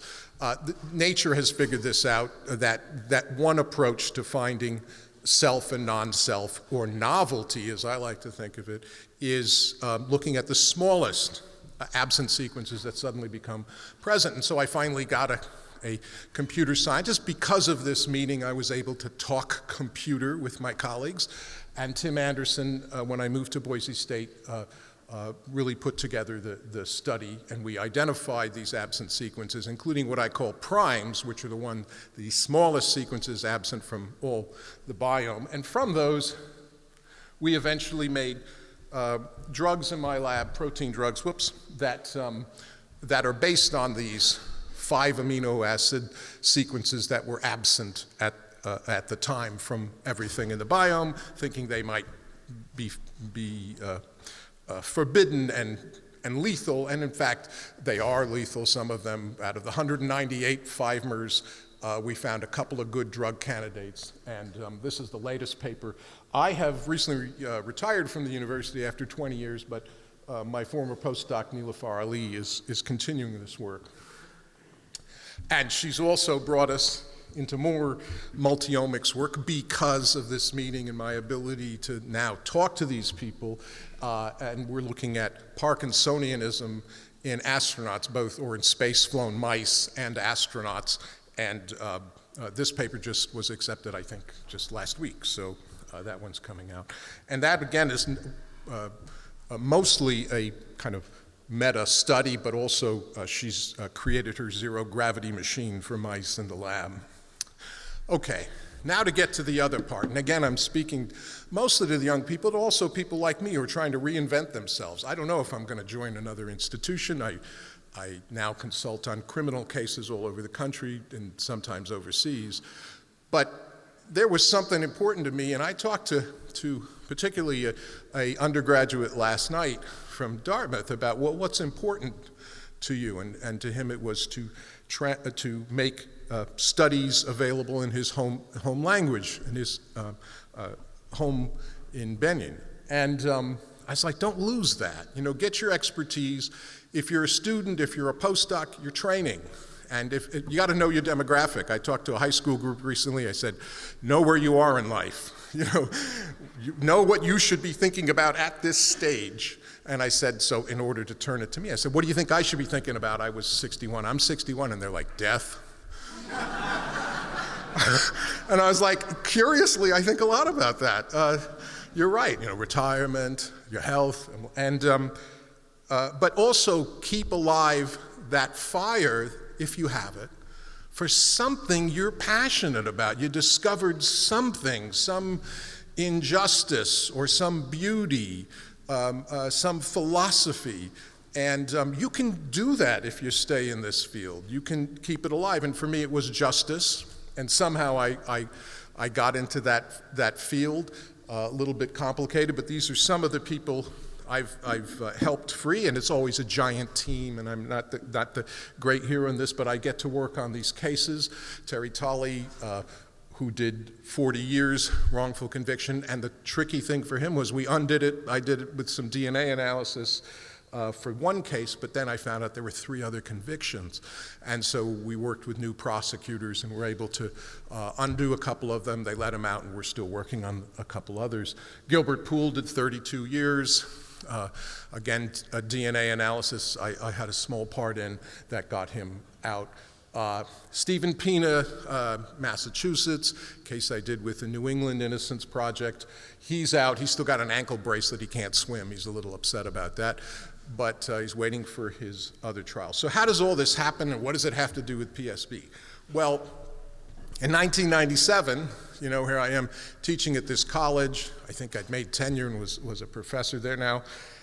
I didn't have any expertise. Never had done a forensic case when I came to this meeting, but I had that passion for justice, and I was thinking, well, how can I improve that field? So I started going to those forensic meetings, and I found out they're really not doing error analysis. I went to a talk by the head of the FBI lab, and my students, to get credit if they go to talk, have to ask a question. Twice as much credit if the speaker cries. Because everything in life is questioned. In the courtroom, it changes a case. In a grant proposal, it makes the headline. And so I asked a question of the head of the FBI lab, and I said, what's your error rate at the DNA lab at the FBI? And 200 faces turned around and looked at me at the back of the room like, what are you asking a question like that for? And I thought it was an easy question. He's going to give me some fraction. And he said, 0. And in one of the great spontaneous moments of my life, I said, really, where did you get such a small ruler? And so I found, oh, here's an area where I could make an impact. They don't know what error is. And so I started looking at subjectivity and bias, and Ideal Drawer, it was a writer for New Scientist who put me together at Ideal Drawer, knowing that I worked on cases, DNA cases, and so we did a study. I had a client, Kerry Robinson, guy wrote from prison in Georgia, convicted of rape, 3 men assaulted a woman, raped a woman, and she could identify 2 of them from a yearbook. The third one she couldn't. They offered a deal to the guy whose DNA clearly matched the semen who admitted to doing it, and he was going to get good word from the prosecutor to the judge if he told who the other guys were. Now, that cannot be used in a courtroom because everybody knows we would just make up names, right, or point to our enemies, unless you have a corroborating fact, it says in Georgia law and in most states. And the corroborating fact was the DNA analyst said Carrie Robinson could not be excluded from this complex mixture of 3 males and 1 female. And so I got the DNA, the data, and I looked at it. By eye, it looked like he was excluded. But why is my eye better than someone else's? So I sent it to a friend who worked at the Connecticut Crime Lab. He excluded him, and I said, would you write an affidavit? He did. We didn't get any traction. We got a hearing through Rodney Zell, a wonderful lawyer, worked on this case. I went down to the prison where there was a judge, and we had a hearing, and I explained that I was doing a study, and I had sent it to these other people. And the study that Idio and I did was to take the same DNA data, get it out of Georgia, get it into another crime lab in another state, have 17 analysts look at it. They're all trained the same way. They all have the same rules. They should come up with the same answer. It's science. What happened? We got all 3 possible answers. Some excluded him, the majority. 12 out of the 17 excluded. We had a couple who said it was inconclusive. We got that choice too. There was only one who agreed with the analyst in Georgia, the original. And so this really fired up my excitement about, oh, they're really, not only are we not studying error, what we have not determined is where our instruments' range fails, right? Every instrument, in this case it was humans looking at DNA. And so again, I turned to my friends through biocomputing, and this meeting helped me do that, thank goodness. I wrote a piece for the New York Times because I encouraged, probably one of many voices, but I really pressed National Institute of Standards and Technology to do a hard test of all these labs, an interlaboratory test. They did it. Question number 5 was a really tough one where they created a piece of evidence, a ski mask outside of a bank robbery with a mixture of people on it, and they gave them people to include or exclude. They gave them a story, which was important. You have to give a story if you want to get contextual bias, so they gave them a story. And what happened? One of the created profiles that was not included in the DNA mixture, a very hard one, 74 labs out of 108 included that person, even though they did not contribute DNA. I thought this was blockbuster. It was a 2013 study. They didn't publish. I'd go to the meetings like this. John Butler, a guy I really respect, I taught from his book, who ended up being the primary first author on this. I'd say, John, when are you going to publish? I did that every 6 months for 5 years. The last meeting, I finally said, he was saying how NIST should be in charge of the forensic money from the government for research, and I stood up and said, why should you? You don't publish your own work. And he didn't answer me, walked off the stage. Well, then they published it. And when they published it, I followed up because I thought it was important that these labs are now determining their failure rate, and it might be fairly high in complex cases. So how did it turn around? I met someone who invented a probabilistic genotyping program, Mark Perlin, and states were starting to buy it. Georgia, where Carrie Robinson was incarcerated, bought it. I wrote to Georgia and said, you bought this program, can you run the data through the program? I believe it will show that he's innocent. And they said, oh, we can't, we only do it on the new test. We haven't validated for our old chemistry. And I was like, oh, this is like 12 years into this. And then I asked Mark Perlin, the author of the program, Mark, is it possible to do it with the old test? He said, sure. He did it, he excluded him. Since Georgia bought his program, they had to let Kerry go. Now, last time I spoke here, I was talking about Kerry. He was still in prison, and I'll just skip ahead. There he is. I think it was 2 days after I spoke here, and I couldn't go to his release because I was here at the meeting. 2 days after he was released when they agreed with the probabilistic genotyping. One last case I'll talk about. This is Charles Fain. He was freed before I got to Idaho. I met him. I was like, I'm going to try to get you compensated, clear your name, and he said, I want you to find out who really did this. It was a rape and murder of a 9-year-old girl about 20 miles from where I live. We got him compensated. We got a law to declare he was innocent. But more important, I made a friend. That friend is Ed Green. He's in the UC system. And during a break one year, somebody asked me to do a pitch for the History Channel. We were going to study the Hatfields and McCoys. So I'm out there in the rain in Virginia in December, and we're trying to get DNA from the soil around a Hatfield grave, and somebody fired a shotgun at us and stuff. It's very exciting. And we're hammering this grave pipe around this giant grave for the Hatfield patriarch. And I'm there with Ed Green. I'm like, Ed, what do you do during the day? And he said, paleogenetics. I'm like, you're kidding. Like, that's fascinating. What do you work with? He's like, horns, hair, so a lot of keratin-based. I was like, really, hair?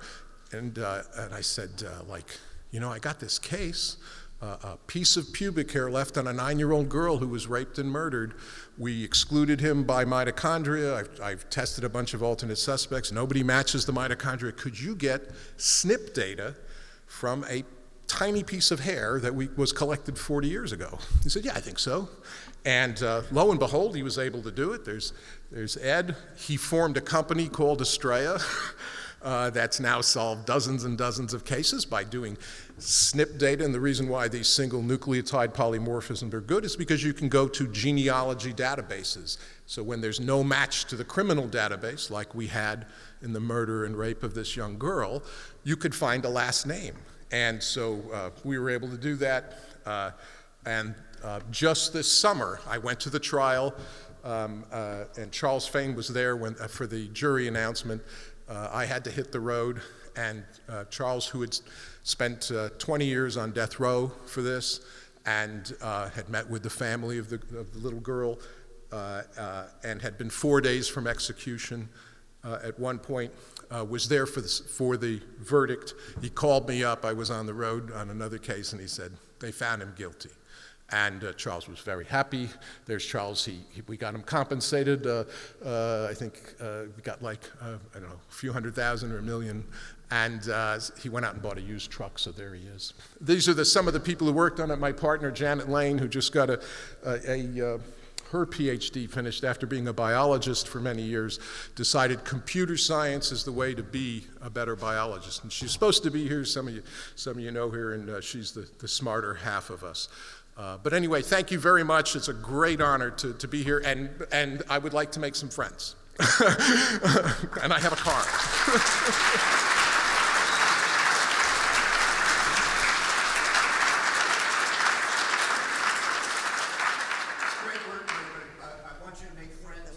Okay. Thank you, everybody. It's so wonderful to be back to PSB after so many years. I was a PhD student at Stanford, and at the time, we were told, PSB is the best thing for bioinformatics PhD students since sliced bread, because we could publish a paper, and our advisors at Stanford would not laugh and will actually send us to Hawaii. We had a blast here. That was 2001. And if you look at the session, I want to thank the organizers for keeping such a wonderful record of all the previous years of PSB. I can find this proceeding still online, and that's the session I was in. Everyone with a green underline were professors or became professors later, and everybody in red are fellows of the ISCB. It's really amazing how many pioneers in bioinformatics at this session. There were Pierre Baldi, Gary Stormo, my advisor Jin Liu, Doug Burtlag, Hannah Margalit, David Hausler. Do you recognize this name? That's Bill Noble. He was also sitting at the front before he was married under a different last name. Anyhow, so my session was quite exciting, except that I brought my own laptop at the time. It was a really clunky thing, and right before my talk, the computer crashed. And I had a 15-minute talk, and it took 3 minutes to boot up a laptop at that time. I was really sweating while trying to come up with a joke to talk, in the meantime. the paper I had was called Bioprospector. The Human Genome Project was just sequenced in 2000, the draft, and people annotated the coding sequence and these non-coding sequences that were considered the junk sequence. But they turn out to contain regulatory sequences that transcription factors bind to and to regulate nearby gene expression. And so we were looking at the yeast microarrays at the time. We were looking at these genes that are co-expressed, trying to find patterns in their promoters that are enriched, which are absent in the genes that are not co-regulated. And so we're trying to kind of find these signals in the junk sequence. That's why I called this software Bioprospector. You can imagine it's like as digging out some signals from noise or gold from the garbage. This paper also ended up being pretty highly cited afterwards, which was really very nice. And then for the next 20 years, I was a professor at Harvard and Dana-Farber Cancer Institute. It was really a quite exciting time for gene regulation. If you think about the technologies that became available, ChIP-seq, it was really to look at transcription factor binding and how they regulate gene expression. And later on for, looking at histone-marked ChIP-seq, DNA sequencing, ATAC-seq in the epigenetic, marks. That's also for understanding how gene regulations are done through transcription factor binding. I had a blast, of research exploration in this area. But in 2012, I got tenured at Harvard. And that year, I also actually read this book 5 times. It was just really mind-blowing. I didn't have a good memory. It was like really quite mind-blowing. I was at Dana-Farber Cancer Institute. I was like, wow, I should work in addition to basic science transcription regulation, but more to translational cancer research. So I determined that I would work on areas that will have a faster and a real impact in the diagnosis, treatment, and cure of cancer. So we picked up new research directions. I started a company in 2016, and by 2022, we had a drug about to go to the clinic, and I decided to close my lab and join the company full-time. So now I'm the co-founder and CEO of GB20 Therapeutics. So if you look at the last 10 years of scientific research, among them, the most exciting breakthroughs are cancer immunotherapy, CRISPR screens, and artificial intelligence. Right? So at GB20, our mission is to cure cancer by integrating cancer immunology, CRISPR or other genomic advancement, and AI or computation in general. And so we really focus on cancer immunotherapy because this is the only treatment to achieve true cure in metastatic tumors. Also, if you look at 2023, the top selling number 1, number 2 cancer drug were anti-PD-1 antibodies from Merck and BMS. They work differently from normal targeted drugs. They just, directly cure cancer cells, or even worse, like chemotherapy that kills cancer and normal cells. So cancer immunotherapy doesn't directly kill cells. They just kind of help normalize or boost the patient's own immune system and have better immune cells to kill the cancer cells. And this mechanism is really exciting. And currently, anti-PD-1 antibody therapies is approved in over 40 cancer indications. But it requires the patient to have a pretty good immune health in general, still hopeful. And so in each indication, depending on the indication, on average, it only benefits about 20% of the patients.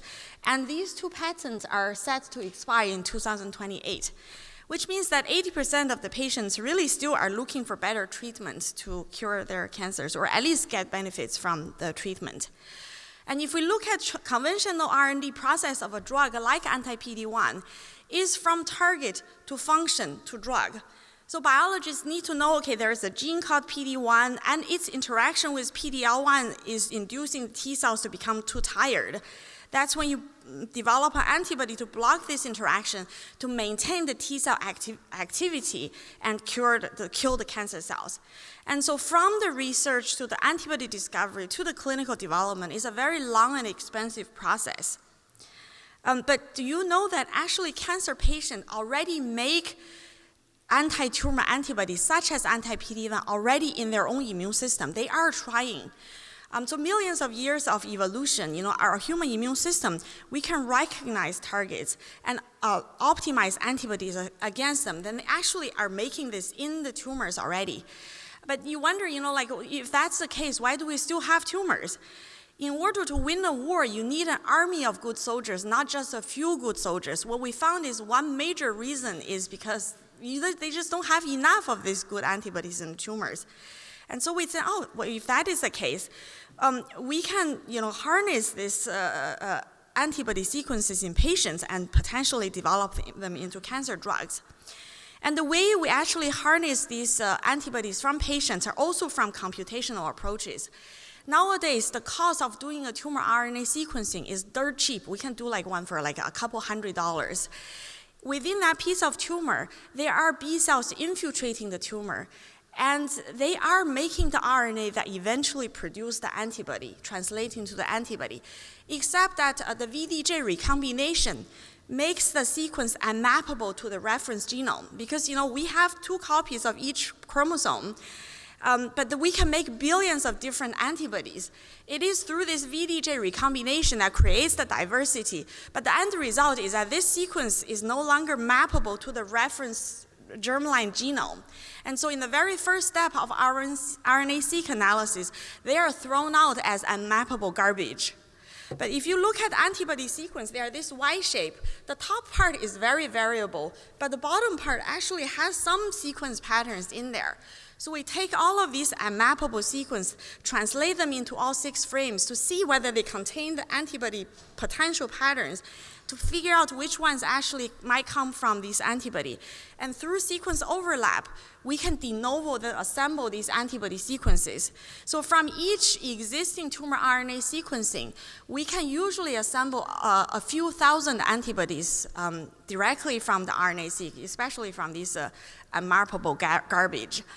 And so these are not all the antibodies in your tumor. These are the antibodies coming from the clonal expanded B cells. And they really are enriched for antibodies that are likely to be recognizing tumor antigens. And so at GV20, we use this computational approach to assemble over 100 million antibody sequences from the unmapped tumor RNA-seq reads. And next, we use AI to predict the targets of these antibodies. And from this, we can actually get to a drug targets and the antibody drug. I can't tell you exactly how we do the AI, but intuitively, you can imagine. From the tumor expression profile, we can tell which are HER2-positive tumors versus HER2-negative tumors. So imagine if this is like motif finding again. If there are sequence motifs that are enriched in the HER2-positive tumors, but are absent or depleted in the HER2-negative tumors, that's the features of a HER2 potential, like HER2 antibody binder. And since we have such a huge tumor collection, we have 40,000 samples, we could actually predict at a fairly good accuracy which one is a good HER2 binder versus not a HER2 binder. Of course, we are using AI here, not just looking at one target at a time.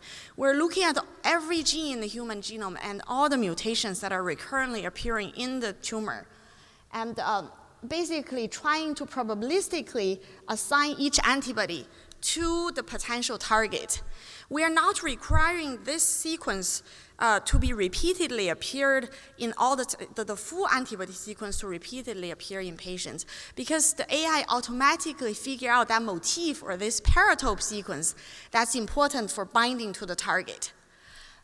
In addition, so actually when we saw this, we're quite excited. We asked, for HER2 or EGFR, these antibodies sell for $1 billion every year. Do patients make them in their tumor? Yes, we can see antibody signals, and we can predict them and experimentally validate them. Then we ask, how about PD-1 and PD-L1? Yes, we can also use AI to predict them and experimentally validate them.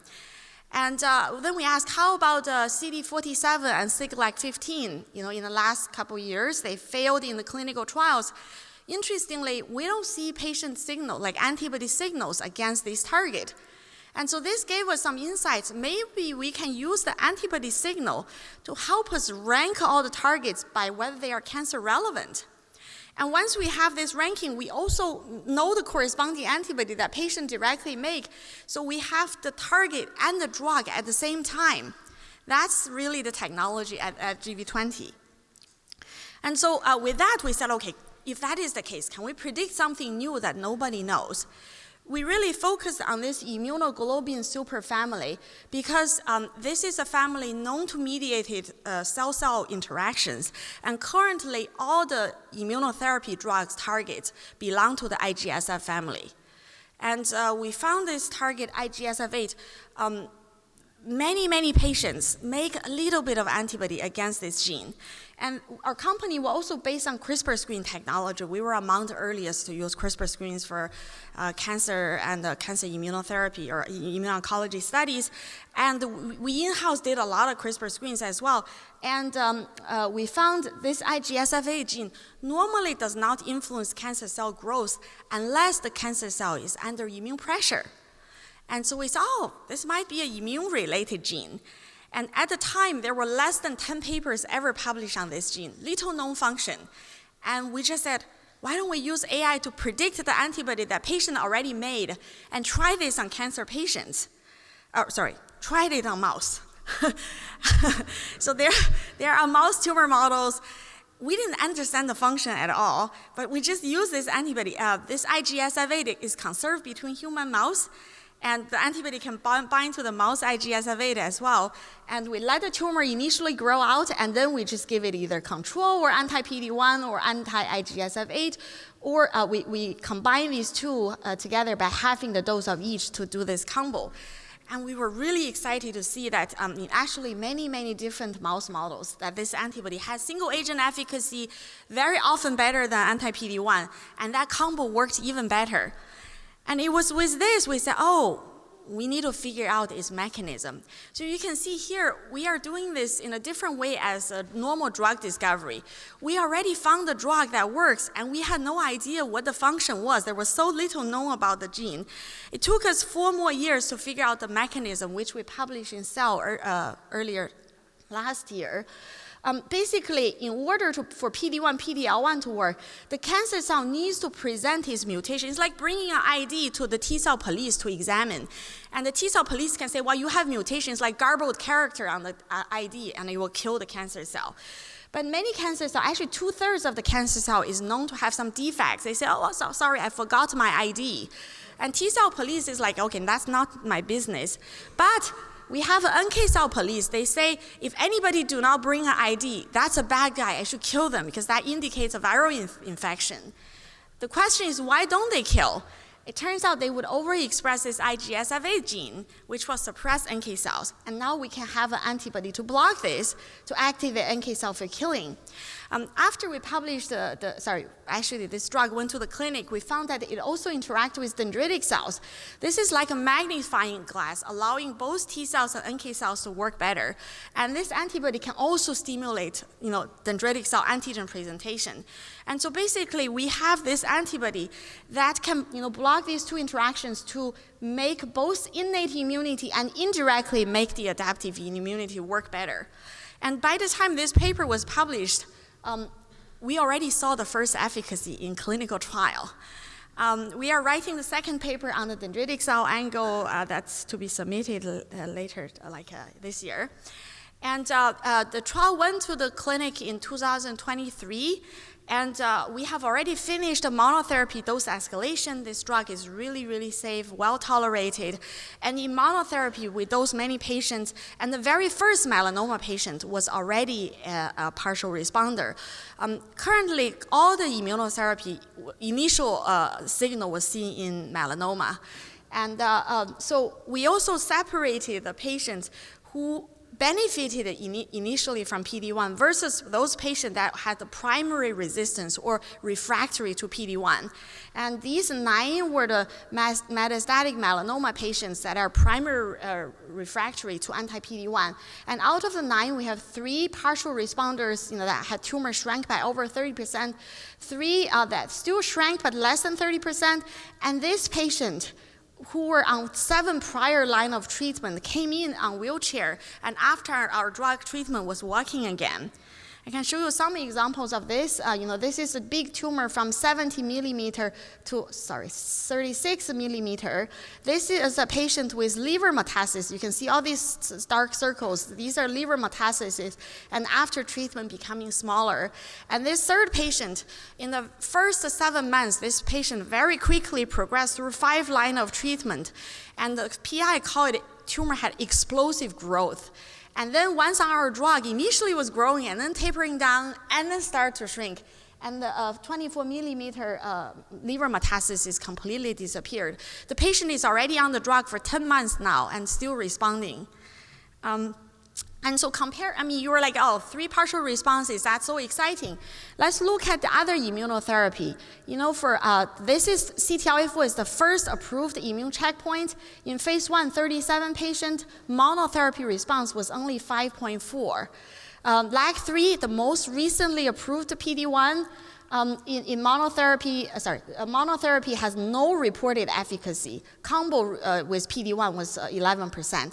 TIGIT, unfortunately, seem to be failing phase 3 trials. They have no monotherapy efficacy, and the combo efficacy was 6%.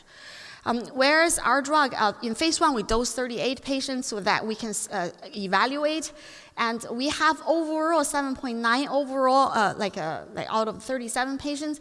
In the melanoma patients, actually all of them have failed the PD-1. We have 17.6 monotherapy efficacy, right? So, and you also wonder, how about PD-1?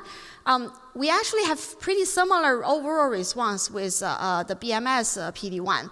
The Merck one has 16%, but their prior line of treatment was only 2.5 lines, whereas these two are 4 lines. With cancer immunotherapy, every line of treatment every line of prior treatment reduce the patient likely response to immunotherapy by about 10%. So you wonder, how does AI really help here? Looking at how long it takes PD-1 from the research to the phase 1, it took 20 years. Whereas, with IGSF-8, from the first day we lay our eyes on this gene to we presenting the phase 1 result in the ESMO conference was 5 years. That's the power of AI.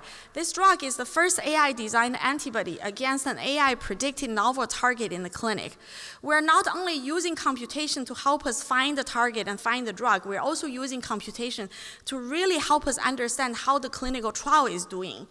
And we're quite excited. And we're doing this again and again to build more drugs in the clinic. Actually, these 3, we're going to reach a clinical candidate this year, and 2 of them were in discussions with pharma for a collaboration already. And we are improving this. 2023, we published a paper using foundation models for single-cell analysis. This is eminently applicable to an antibody study. We have over 100 million antibodies from tumors, but that's not, we hope to get more. What we can do is to build foundation model on all of the known antibodies from the blood and the normal tissues and all of the proteins, and then fine-tune on the limited tumor antibody data. And with that, I'm sure we can do better predictions. And so I'm coming full circle, right? As a computational biologist, we continue to unlock dig out gold from garbage, right? We continue to unlock hidden treasures in here from tumor sequences, especially that are considered unmappable garbage, and try to use it to discover novel and effective cancer drugs. And I want to thank everybody in the company, all of our clinical sites, all the patients, and our advisors and investors. Thank you very much.